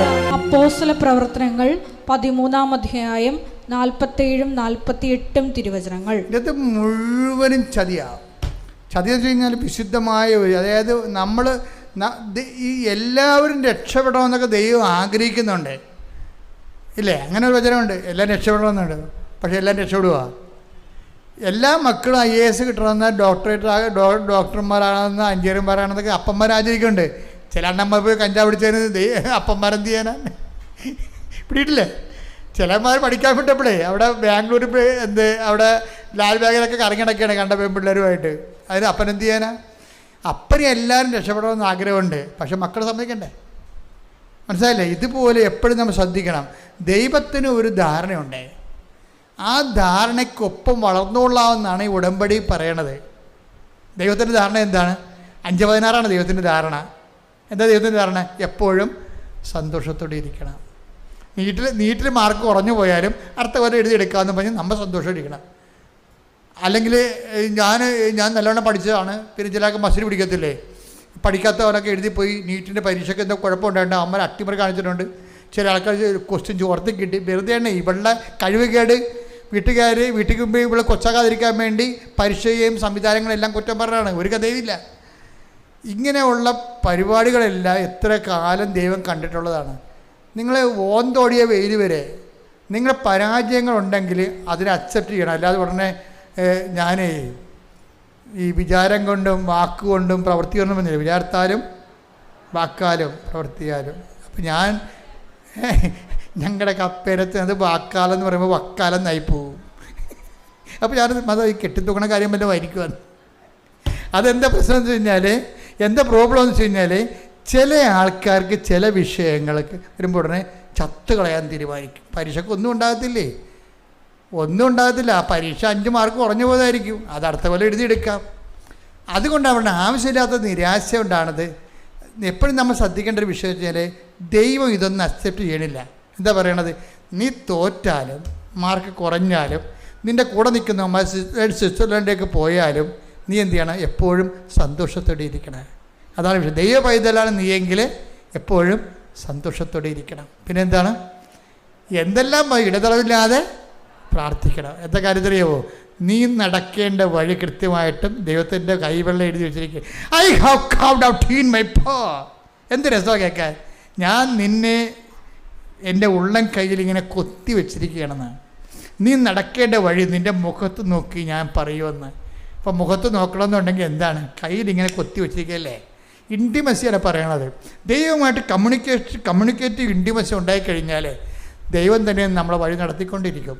ഇപ്പോൾ വെറുതെ എന്താ പറഞ്ഞു, അമ്മേ കുഞ്ഞുങ്ങളെ വളർത്തണ്ടേ, കരാട്ട സ്കൂളിൽ പിള്ളേരല്ല കേട്ടാ ജീവിക്കണ്ടേന്ന് ചോദിച്ചപ്പോൾ എന്താ പറഞ്ഞത്? $30,000 എടുത്ത് കൊടുത്തേക്ക്. $30,000 അവിടെ അവർ മാത്രം കിട്ടിയിട്ടുള്ളൂ. അതാണ് രസം. അപ്പോൾ എന്ന് വെച്ചാൽ ഓരോരുത്തൻ്റെ കാര്യങ്ങളെക്കുറിച്ചും ദൈവത്തിന് കൃത്യതയുണ്ട്. നമ്മളെപ്പോഴും ദൈവഹിതം എന്താണെന്ന് നോക്കണം. ദൈവഹിതം എന്താ? ദൈവത്തിന് നമ്മളെക്കുറിച്ചുള്ള ധാരണയാണ് ദൈവഹിതം. എന്താണ്? എപ്പോഴും സന്തോഷത്തോടെ ഇരിക്കണം. ഇപ്പോൾ എനിക്ക് കുറച്ച് ഡിസീസൊക്കെ ഉണ്ട്. പക്ഷേ നിങ്ങൾ എൻ്റെ ഈ കൂടെയുള്ള ഈ ജോമോളും അച്ഛനുമൊക്കെ അവർ എന്നെ ഈ കാര്യത്തിൽ ദുഃഖിച്ച് കണ്ടിട്ടുണ്ടാവില്ല. എപ്പോഴും കണ്ടത്തില്ല. ഞാൻ ഭയങ്കര സ്മാർട്ടാണ്. അത് ഇപ്പം തന്നെ ചുമയൊക്കെ പിടിച്ച് രാത്രി ആവിയൊക്കെ പിടിച്ചുകൊണ്ടിരിക്കുകയായിരുന്നു. കാര്യം ഇവിടെ നിന്ന് വേർത്തിട്ട് ബനിയം വരെ അകത്തുകൊണ്ട് പിഴിഞ്ഞിട്ട് ബനിയത്തകത്തോട്ട് വെള്ളം അകത്ത് കയറിയിട്ട് രാത്രി പനിയായിരുന്നു. അപ്പോൾ എനിക്ക് ഇത്തിരി പേടിയായിരുന്നു. ഇന്ന് ഇങ്ങനെ സ്വരമൊക്കെ പോകും, വല്ല കുഴപ്പം ഉണ്ടാകുന്നൊക്കെ പേടിയായിരുന്നു. പക്ഷേ എന്തായാലും ഞാൻ ഹാപ്പിയാണ്. ഇപ്പോൾ ജീവിതത്തിൽ ഇങ്ങനെ കുറേ സംഭവങ്ങളൊക്കെ വരുമ്പോഴും നമ്മളോട് എന്താ പറഞ്ഞിരിക്കുന്നത്? എപ്പോഴും സന്തോഷമായിരിക്കുക. പിന്നെന്താണ്? ഇടതരമില്ലാതെ പ്രാർത്ഥിക്കുക. പിന്നെന്താണ്? എല്ലാ കാര്യങ്ങളെ ഓർത്തുകൊണ്ടും. അല്ലാതെ നിനക്ക് വിജയം തരുന്ന കാര്യം മാത്രമല്ല, എല്ലാവർക്കും വിജയം തരുന്ന കാര്യം മാത്രമല്ല, എല്ലാ കാര്യങ്ങളെ ഓർത്തുകൊണ്ടും നന്ദി പറയണം. ഞാൻ അതായത് എപ്പോഴും എൻ്റെ പ്രശ്നം വെച്ചാൽ, ഞാൻ സെമിനാരി പഠിക്കുന്ന കാലത്ത് 2 മാസമൊക്കെ രാത്രി കിടന്ന് കരയുമായിരുന്നു. 2 മാസം. അതിൻ്റെ കാര്യം വെച്ചാൽ എൻ്റെ അപ്പൻ, ഞാൻ 10ാം ക്ലാസ്സിൽ പഠിക്കുമ്പോഴാണ് മരിച്ചു പോയത്. അപ്പോൾ എനിക്ക് വേണ്ടി ആ 10ാം ക്ലാസ്സിൽ പിരിയണ സമയത്ത്, മോഡൽ എക്സാം സമയത്ത് ഓട്ടോഗ്രാഫ് വാങ്ങിക്കണം. അപ്പം അപ്പം ഭയങ്കര കൃഷിക്കാരനാണ്. അപ്പോൾ തന്നെത്താൻ തന്നെ ഒരു കൊല വെട്ടിയെടുത്ത് തോളെ വെച്ചുകൊണ്ട് കടയിൽ പോയി അത് കൊടുത്തിട്ട് എനിക്ക് ഓട്ടോഗ്രാഫ് മേടിച്ചുകൊണ്ട് വന്ന്, അതെനിക്ക് ഓർത്ത് സഹിക്കാൻ പറ്റുന്നില്ല. ആ അപ്പനാണ് 10ാം ക്ലാസ്സിലെ പരീക്ഷയ്ക്ക് മരിച്ചു പോയത്. അപ്പോഴും എനിക്ക് നോബഡി, ഞാൻ ഒറ്റയ്ക്കൊരു കൾസ കൊടുത്താണ് സെമിനാരിൽ പോയി ചേരണത്. അപ്പം അതുകൊണ്ട് അപ്പനെക്കുറിച്ച് ഓർക്കുമ്പോൾ എനിക്ക് സഹിക്കാനാവാത്ത വേദന വരും എപ്പോഴും. പിന്നെയാണ് ഞാൻ ഓർക്കുന്നത്, അപ്പൻ ജീവിച്ചിരുന്നെങ്കിൽ തീർച്ചയായിട്ടും എന്നെ ഇടവക വൈദ്യനായിട്ട് വിടത്തില്ല. അപ്പന് ഈ ഇടവക വൈദ്യനായിട്ട് ഭയങ്കര ഗുസ്തിയായിരുന്നു ആദ്യകാലം പോലെ. അപ്പോൾ എന്നോട് എപ്പോഴും പറയും, റിലീജിയസാണ് നല്ലത്, നീ റിലീജിയസിന് പോയാൽ മതി എന്ന്. അപ്പോൾ ഞാനതനുസരിച്ച് റിലീജിയസിന് പോകാൻ വേണ്ടി തന്നെയാണ് ഒരുങ്ങി നടന്നത്. പക്ഷെ കർത്താവ് പറഞ്ഞത് ഈ രൂപത ജീവിക്കണതും റിലീജിയസ് തന്നെയാണ്. നമ്മൾ എവിടെ ആയിരിക്കുന്നു എന്നല്ല പ്രശ്നം, നമ്മൾ എന്തായിരിക്കുന്നു എന്നുള്ളതാണ് പ്രശ്നം. സ്ഥലത്തിനല്ല പ്രശ്നം, സംവിധാനത്തിനല്ല പ്രശ്നം. ഏത് സംവിധാനത്തിൽ പോയാലും ദൈവത്തിൻ്റെ ഹിതം, ദൈവത്തിനൊരു ധാരണയുണ്ട് നമ്മളെക്കുറിച്ച്. അപ്പോഴെന്നാ പറ്റിയത്? ഇപ്പോഴേക്ക് തോന്നുന്നത് എന്താണ്? അപ്പൻ വലിയ കിടപ്പൊന്നുമില്ലാതെ നേരത്തെ കർത്താവിൻ്റെയൊക്കെ പോയില്ലേ? അന്ന് എനിക്കത് മനസ്സിലായില്ലേ? ഇന്ന് എനിക്കത് മനസ്സിലായി. അപ്പോൾ എന്താണ്? എല്ലാ കാര്യങ്ങൾക്കും കൃതജ്ഞത പ്രകാശിപ്പിക്കുകയും. ദൈവപൈതൽ അങ്ങനെയാണ് ചെയ്യണത്. അല്ലാതെ ദൈവം എന്നോട് ചെയ്തത് എല്ലാവർക്കും ഭർത്താവുണ്ടല്ല, എല്ലാ പെണ്ണുങ്ങളും കല്യാണം കഴിച്ചതൊക്കെ പെറ്റല്ല, പിള്ളേരെ കൊണ്ട് നടക്കണ്ടല്ല, എനിക്ക് മാത്രം ഒരു കുഞ്ഞിക്കാരെ കാണാൻ പറ്റില്ല, നിങ്ങൾക്ക് ഈ പട്ടി കാറവരെ കാറിക്കൊണ്ട് നടക്കത്തിരിക്കലും. അതൊന്നും പ്രാർത്ഥനയല്ല ശരിക്കും പറഞ്ഞാൽ. എന്താണ്? അങ്ങനെ ഒരു സിറ്റുവേഷനിലാണെങ്കിൽ പോലും നീ ദൈവദൃശ്യത്തിന് വരുമ്പോൾ എന്താണ്? എപ്പോഴും സന്തോഷത്തിലേക്ക്. എന്താ കാര്യം? ഈ ഒരു അവസ്ഥയിൽ തന്നെ ഇതിൻ്റെ കറസ്പോണ്ടിങ് അനോയിൻറ്റിങ് ഉണ്ട്. ഈ ഒരു അവസ്ഥയിൽ ഇപ്പം നിനക്ക് മക്കളില്ല, അത് വിചാരിച്ചോ? മക്കളെ കിട്ടുമായിരിക്കും, ചിലപ്പോൾ കിട്ടത്തില്ല. പക്ഷേ ഇവിടുത്തെ എന്ന് പറയുമ്പോൾ മാക്സിമം ഈ 90% കിട്ടണ കേസേ ഇവിടെ ഉള്ളൂ. കിട്ടാത്ത കേസ് അപൂർവമാണ്. പക്ഷേ എന്നാലും കർത്താവിൻ്റെ നിലപാടെന്താണ്? ധാരണ എന്താണ്? നീ എപ്പോഴും സന്തോഷത്തോടെ ഇരിക്കാൻ. അതാണ് വിഷയം. ആ പഴയ കാലങ്ങൾ ഓർത്തിട്ട്, അയ്യോ ഞാനന്ന് പറഞ്ഞതാണ്, എന്നൊക്കെ കാനഡയിൽ വിടാൻ പറഞ്ഞതാണ്, ഞാനിപ്പോൾ എവിടെ ഇരിക്കേണ്ടതാണ് എന്ന് പറഞ്ഞുകൊണ്ട് എപ്പോഴും ചത്തുപോയ അപ്പനെയും അമ്മേനെ മുഴുവൻ പ്രായിക്കൊണ്ട് നടക്കണ കുറേ തലതെറിച്ച പിശാചുക്കളുണ്ട്. ആ ചാപ്റ്റർ എല്ലാം ക്ലോസ് ചെയ്യണം. കഴിഞ്ഞ കാലങ്ങളിൽ സംഭവിച്ച വിഷയങ്ങൾ എൻ്റെ കർത്താവ് ഒന്നും സംഭവിച്ചിട്ടില്ല, നിന്നെക്കുറിച്ച് ഇതാണ് ദൈവഹിതം എന്നുണ്ടെങ്കിൽ അത് ദൈവഹിതം അക്സെപ്റ്റ് ചെയ്തിട്ട് നീ സന്തോഷമായിട്ടിരിക്കണം. എപ്പോഴും എന്താ സൗജന്യം? എന്താണ്? എപ്പോഴും സന്തോഷിച്ചിരിക്കുക. വിശുദ്ധ ജീവിതം എന്ന് പറഞ്ഞാൽ ആത്മാവിലുള്ള ജീവിതമല്ലേ. അവിടെയാണ് എന്താ പ്രശ്നം? നമ്മളെ എന്ത് കിട്ടിയാലും പോയാലും നമ്മളെപ്പോഴും പറയുമ്പോൾ മറ്റതാണ് ശരി എന്ന് പറയുമ്പോൾ എപ്പോഴും നമ്മൾ ചില വീഡിയോ നമ്മൾ കണ്ടിട്ടില്ലേ, ചില പട്ടികളെ, കൊച്ചു പട്ടിനെയും വലിയ പട്ടിനെയും കൂടി ജയമാനം വരെ നിർത്തിയിട്ട് എന്ത് ചെയ്യുമെന്ന് വെച്ച് കഴിഞ്ഞാൽ ഈ പട്ടി ഭക്ഷണം കഴിക്കുന്ന സമയത്ത് ആ മറ്റേ പട്ടിയെടുത്ത് പാത്രത്തിൽ എന്തൊക്കെയാണ് കിട്ടണമെന്ന് നോക്കിക്കൊണ്ടിരിക്കും പട്ടി. എന്നിട്ട് കിടന്ന് എന്ന് കരയ്ക്കും. എന്ന് പറഞ്ഞ പോലെ തന്നെ മറ്റുള്ളവർക്ക് എന്ത് കിട്ടിയെന്നുള്ളത് നമ്മുടെ സബ്ജക്റ്റ് അല്ല. മനസ്സിലായില്ലേ? മറ്റുള്ളവർ എവിടെ പോയെന്നുള്ളത് നമ്മുടെ സബ്ജക്റ്റ് അല്ല. എപ്പോഴും ഓർത്തേക്കണം, മറ്റുള്ളവർ എവിടെ പോയാലും നിന്നാലും വന്നാലും പോയാലും നീ ദൈവത്തിൻ്റെ കൂടെ ഉണ്ടോ ഇല്ലയെന്ന് മാത്രം നോക്കിയാൽ മതി. അങ്ങനെ ചിന്തിച്ചാൽ നിനക്ക് സന്തോഷമാകുന്നതിന് കുഴപ്പമില്ല. എന്താ കാര്യം? കർത്താവിൻ്റെ വചനം തെറ്റത്തില്ല. എന്താണ്? എപ്പോഴും സന്തോഷിച്ചിരിക്കുക. പിന്നെന്താണ്? ഇടറവില്ലാതെ പ്രാർത്ഥിക്കുക. പിന്നെന്താണ്? എല്ലാ കാര്യങ്ങളും കഥഞ്ഞു പോയി. അപ്പോൾ അതാണ് ദൈവത്തിന് നമ്മളെക്കുറിച്ചുള്ള ധാരണ. ആ ധാരണയിലേക്കാണ് നമ്മൾ ആധ്യാത്മിക ജീവിതം തുഴഞ്ഞെത്തേണ്ടത്. അച്ഛൻ പറഞ്ഞ മനസ്സിലായില്ലേ? അതിനുവേണ്ടി നിങ്ങൾ പ്രാർത്ഥിക്കണം. കർത്താവേ, എന്നെക്കുറിച്ചുള്ള നിൻ്റെ ധാരണയിലേക്ക് ആധ്യാത്മിക തുഴഞ്ഞെത്താൻ എന്നെ സഹായിക്കണമേ. പിതാവിൻ്റെയും പുത്രൻ്റെയും പരിശുദ്ധാത്മാവിൻ്റെയും നാമത്തിൽ ആമേൻ. എഴുന്നേൽക്കുക.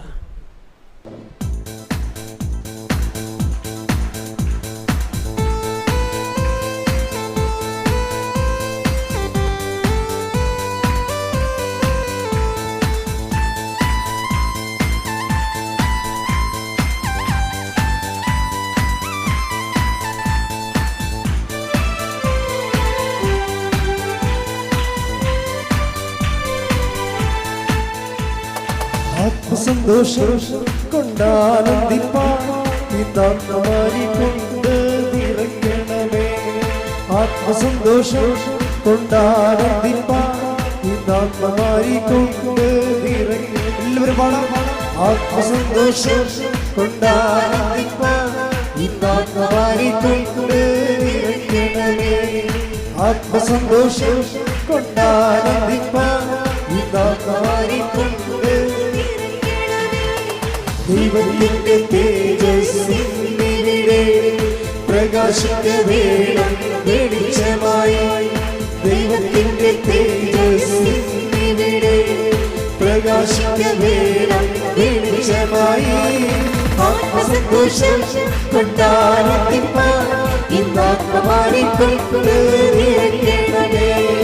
ആത്മസന്തോഷം കൊണ്ടാനന്ദിപ്പാൻ ഇന്നാത്മാരിക്കൊണ്ട് നിറയ്ക്കണമേ. സ്വർഗസന്തോഷം കൊണ്ടാനന്ദിപ്പാൻ ആത്മശക്തിയാൽ എന്നെ നടത്തണമേ. സ്വർഗസന്തോഷം കൊണ്ടാനന്ദിപ്പാൻ ആത്മശക്തിയാൽ എന്നെ നടത്തണമേ. ആത്മസന്തോഷം കൊണ്ടാനന്ദിപ്പാൻ ഇന്നാത്മാരിക്കൊണ്ട് നിറയ്ക്കണമേ. ആത്മസന്തോഷം കൊണ്ടാനന്ദിപ്പാൻ ഇന്നാത്മാരിക്കൊണ്ട് സ്തുതിക്കട്ടെ. Hallelujah, hallelujah, hallelujah. യേശുവേ നന്ദി, യേശുവേ ആരാധന, ഹല്ലേലൂയ, ഹല്ലേലൂയ. യേശുവേ നന്ദി, ഹല്ലേലൂയ. യേശുവേ മഹത്വം, ആരാധന, ഹല്ലേലൂയ, ഹല്ലേലൂയ. യേശുവേ ഹല്ലേലൂയ, മഹത്വം, യേശുവേ മഹത്വം, ആരാധന, ഹല്ലേലൂയ, ഹല്ലേലൂയ. യേശുവേ ഹല്ലേലൂയ. വിശുദ്ധ പരമദിവ്യകാരുണ്യത്തിന് എന്നേരവും ആരാധനയും സ്തുതിയും പുകഴ്ചയും ഉണ്ടായിരിക്കട്ടെ. പരിശുദ്ധ പരമദിവ്യകാരുണ്യത്തിന് എന്നേരവും ആരാധനയും സ്തുതിയും പുകഴ്ചയും ഉണ്ടായിരിക്കട്ടെ. എൻ്റെ മക്കളെ, രോഗമുള്ളിടത്ത് കൈകൾ വെക്കുക. ശ്വാസകോശ രോഗികളുണ്ടാകും, കരൾ രോഗികളുണ്ടാകും, കിഡ്നി രോഗികൾ, ശ്വാസകോശ രോഗികൾ, ഹൃദയ രോഗികൾ. അപ്പോൾ മാതാവ് ജീവനോടെ പ്രത്യക്ഷപ്പെട്ട സ്ഥലമാണ്. നമ്മുടെ പ്രത്യക്ഷീകരണത്തിന് യോഗ്യതയിലാണ് നിങ്ങൾ ഈ പ്രാർത്ഥനയിൽ പങ്കെടുക്കേണ്ടത്. ചെവിക്ക് വേദനയുള്ളവരുണ്ടാകും, എവിടെയെങ്കിലും സിസ്റ്റോ മുഴയോ ഒക്കെ ഉള്ളവരുണ്ടാകും, നടുവേദനക്കാരുണ്ടാകും, പിൻകഴുത്തിന് വേദനയുള്ളവരുണ്ടാകും, സോറിയാസിസ് രോഗങ്ങൾ, പിസ്റ്റുല രോഗങ്ങൾ, PCOD രോഗങ്ങൾ, RSS രോഗങ്ങൾ, ശരീരം മൊത്തം പല പല രോഗങ്ങളുണ്ട്. അതെല്ലാം കൈകൾ പൊതിഞ്ഞ് അച്ഛൻ വെച്ചിരിക്കണ പോലെ വെക്കണം. ഇനി നിങ്ങൾ സ്തുതിച്ചേ. Hallelujah hallelujah hallelujah. കർത്താവേ, നിന്റെ ഉന്നതമായ നാമത്തിന് സ്തോത്രം ചെയ്യുന്നു. കർത്താവേ, നിന്റെ വിശുദ്ധ പൗരോഹിത്യത്തെ മഹത്വപ്പെടുത്തണമേ. കർത്താവേ, സഭയിലുള്ള സാന്നിധ്യം പ്രകടമാക്കണമേ.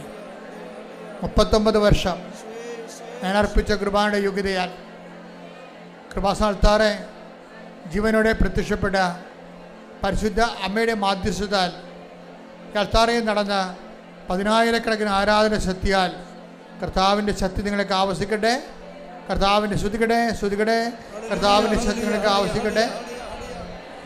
കർത്താവിൻ്റെ ശക്തി നിങ്ങൾക്ക് ആവശ്യിക്കട്ടെ. കർത്താവേ, നിന്റെ തിരുവിലാവിലെ മുറിവിനെ ഓർത്തുകൊണ്ട് അങ്ങയുടെ ശക്തി, രോഗസൗഖ്യ ശക്തി, മനസ്സൗഖ്യ ശക്തി ഇപ്പോൾ മക്കളിലേക്ക് ആവശ്യിക്കട്ടെ.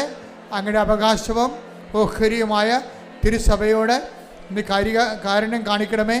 ഇവിടെ തീർത്ഥാടനത്തിൽ പ്രാർത്ഥിക്കുന്നവർ, വീട്ടിലിരുന്ന് ഓൺലൈനിൽ പ്രാർത്ഥിക്കുന്നവരുടെ മേലും കർത്താവിൻ്റെ ശക്തി ഒഴുകട്ടെ. മാർഗരോഗങ്ങൾ, തീരാവ്യാധികൾ, മൂക്കിൽ ദശ വളരുന്ന അവസ്ഥകൾ, കണ്ണിന് കാഴ്ചക്കുറവുള്ള അവസ്ഥകൾ, ചെവിക്ക് കേൾവിക്കുറവുള്ള അവസ്ഥകൾ, മെനിഞ്ചൈറ്റിസ് പോലുള്ള രോഗങ്ങൾ, അതുപോലെ തന്നെ മാറാത്ത തലവേദനകൾ, അതിൻ്റെ മൂലകാരണങ്ങൾ, അടിമുഴക്കം പോലെ, അടിപ്പിണർ പോലെ കർത്താവിൻ്റെ ശക്തി യേശുവിന്റെ നാമത്തിൽ സൗഖ്യം പ്രാപിക്കട്ടെ. സ്തുതിക്കട്ടെ. Hallelujah hallelujah hallelujah. സുഖപ്പെട്ടുകൊണ്ട് നാമത്തെ ആരാധനയിലൂടെ വീണ്ടും വീണ്ടും മഹത്വപ്പെടുത്തണമേ. ഹല്ലേലൂയ. യേശുവേ നന്ദി, യേശുവേ ആരാധന. എന്നിൽ നിറയണമേ, നാഥാവരേണമേ, സൗഖ്യം നൽകണമേ, നാഥാവരേണമേ, എന്നിൽ നിറയണമേ, നാഥാവരേണമേ, സൗഖ്യം നൽകണമേ. എൻ്റെ മക്കളുടെ വിവിധ പരീക്ഷകൾ എഴുതിയ മക്കളുണ്ട്. റിസൾട്ട് വെയിറ്റ് ചെയ്യുന്നവർ, അവർ ഉടമ്പടി എടുത്തിരിക്കുന്നത് തന്നെ അവർ ആ പരീക്ഷയുടെ വിഷയം ഉടമ്പടി വെച്ചപ്പോൾ തന്നെ ദൈവത്തിന് അറിയാം. എന്താണ് അറിയാവുന്നത്? നിങ്ങളുടെ കഴിവിലല്ല നിങ്ങൾ ആശ്രയിക്കുന്നത്, കർത്താവിൻ്റെ കൃപയിലാണെന്ന്. അതുകൊണ്ട് തന്നെ ജയിക്കാനും ഉന്നതമായ മാർക്ക് മേടിക്കാനും നിങ്ങൾക്ക് അവകാശമുണ്ട്. എന്താ കാര്യം? നിങ്ങളുടെ കഴിവിനേക്കാൾ ഉപരി ദൈവത്തിൻ്റെ കൃപയെ വിശ്വസിക്കുന്നത് കൊണ്ടാണ് അത് ഉടമ്പടിയാക്കി മാറ്റിയിരിക്കുന്നത്.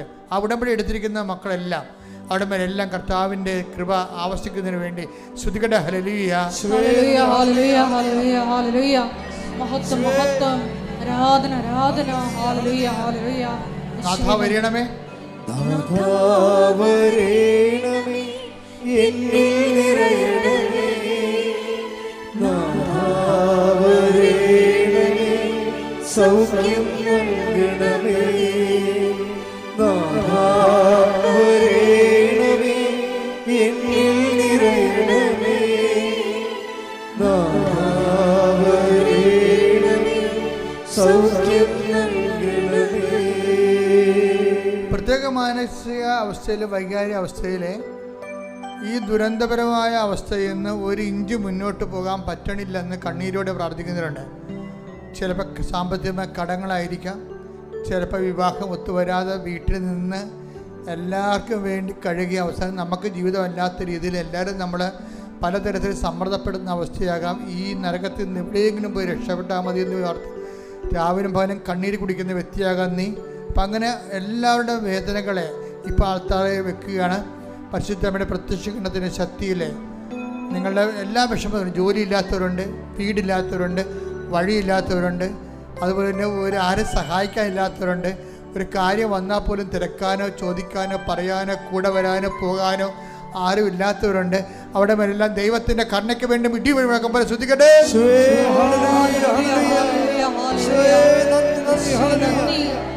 ആരാധന മഹത്വം മഹത്വം.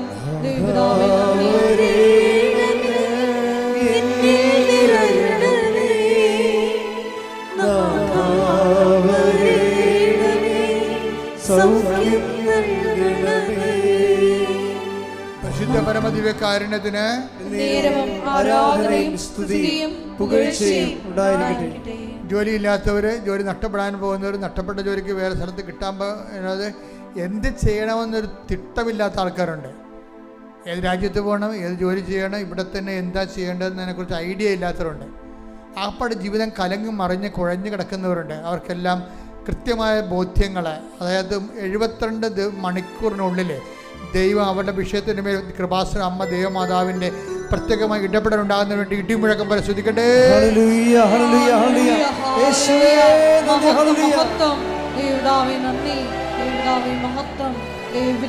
ആരാധന.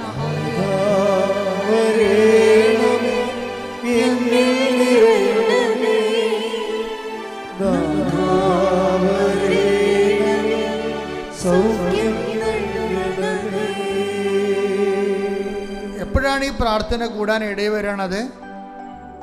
ചിലപ്പോൾ 2 കൊല്ലം കഴിഞ്ഞായിരിക്കും ചില ആൾക്കാർ ഈ പ്രാർത്ഥന കൂടുന്നത്. അപ്പോൾ അവരുടെ വിഷയത്തിന് മേൽ 72 മണിക്കൂറിനുള്ളിൽ ആ വിഷയത്തിന് ദൈവ തീരുമാനം ഉണ്ടാക്കും. കാര്യം എന്താ വെച്ച് കഴിഞ്ഞാൽ, പ്രാർത്ഥനയിൽ കർത്താവിൻ്റെ അടുത്ത് നിന്നുകൊണ്ട് യേശുവിൻ്റെ നാമത്തിലാണ് നമ്മൾ പ്രത്യാശിക്കുന്നത്. അതുകൊണ്ട് തന്നെ സമയബന്ധിതമായിട്ട്, സമയമായില്ല കൃപാസനം പ്രാർത്ഥനകളെല്ലാം സമയത്തിന് മേൽ ദൈവത്തിൻ്റെ അധികാരം പരിശുദ്ധ അമ്മയിലൂടെ പ്രഖ്യാപിക്കുന്നതാണ് ഉടമ്പടി. ശ്രദ്ധിക്കട്ടെ.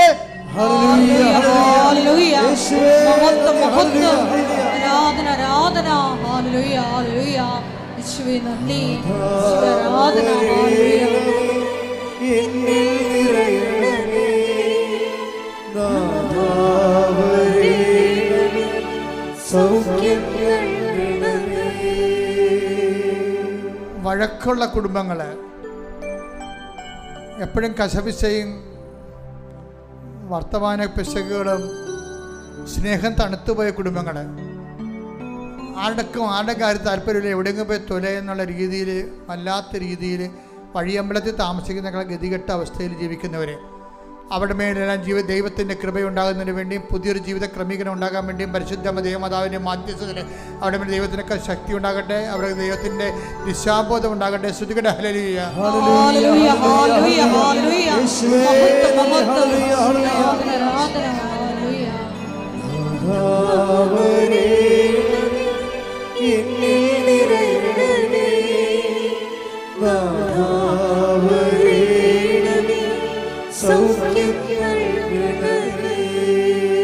പിരിഞ്ഞുപോയ ഭാര്യാഭർത്തകന്മാർ ഒരുമിച്ച് ജീവിക്കാൻ വീണ്ടും ആഗ്രഹിക്കുന്നവരെ, കോടതി കേസ് അനുകൂലമായി വിധിച്ചുകൊണ്ട് ദൈവത്തിന് നീതി നിറവേറാൻ ആഗ്രഹിക്കുന്നവരെ, തിന്മയിൽ നിന്ന് രക്ഷപ്പെടാൻ ഉദ്ദേശിക്കുന്നവരെ, അവരുടെ പ്രാർത്ഥനകളുടെ മേലെല്ലാം ദൈവത്തിന്റെ തീരുമാനം ഉണ്ടാകാൻ വേണ്ടി ശ്രദ്ധിക്കട്ടെ. ശ്രദ്ധിക്കട്ടെ. ശ്രദ്ധിക്കട്ടെ.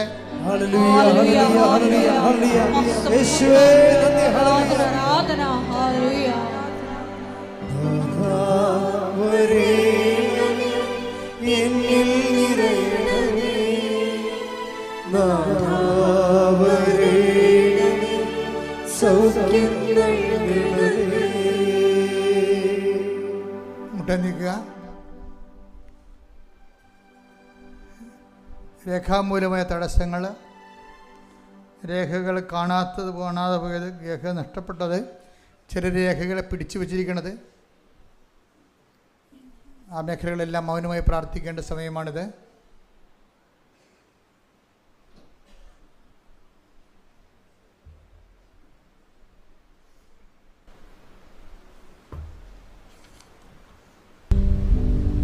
ഒരിക്കൽ കൂടി മരിയൻ ഉടമ്പടിയിൽ സമർപ്പിച്ചിരിക്കുന്ന എല്ലാ വിഷയങ്ങളും ദൈവമാതാവിൻ്റെ മധ്യസ്ഥതയിൽ ദിവ്യകാരുണ്യ സന്നിധിയിൽ സമർപ്പിച്ച് നമുക്ക് മൗനമായിട്ട് പ്രാർത്ഥിക്കാം. ഹൃദയത്തിൽ ശങ്കിക്കാതെ ഈ മലയോട് കടലിൽ ചെന്ന് വീഴുക എന്ന് പറഞ്ഞാൽ അത് സംഭവിക്കുക തന്നെ ചെയ്യുമെന്ന് തിരുവചനത്തിലൂടെ നീ ഞങ്ങൾക്ക് ബോധ്യപ്പെടുത്തി തരികയായിരുന്നു. ഈശോയെ, എപ്പോഴും സന്തോഷത്തോടു കൂടിയിരിക്കുവാൻ, എല്ലാ കാര്യങ്ങളിലും കൃതജ്ഞത പ്രകാശിപ്പിക്കുക എന്നതാണ് ദൈവഹിതമെന്ന് തിരുവചനത്തിലൂടെ വെളിപ്പെട്ടതനുസരിച്ച് ഈശോയെ എല്ലാ കാര്യങ്ങളും നന്ദി പറഞ്ഞ് ഈശോയെ എപ്പോഴും സന്തോഷത്തോടെ ഇരിക്കുവാൻ ഈ ആരാധനയിലൂടെ ഞങ്ങൾക്ക് അധിക അഭിഷേകം നൽകണമേ എന്ന് പ്രാർത്ഥിച്ചുകൊണ്ട് ശിരസ്സ് നമിച്ച് നമുക്ക് ദിവ്യകാരുണ്യനാഥൻ്റെ ആശീർവാദം സ്വീകരിക്കാം.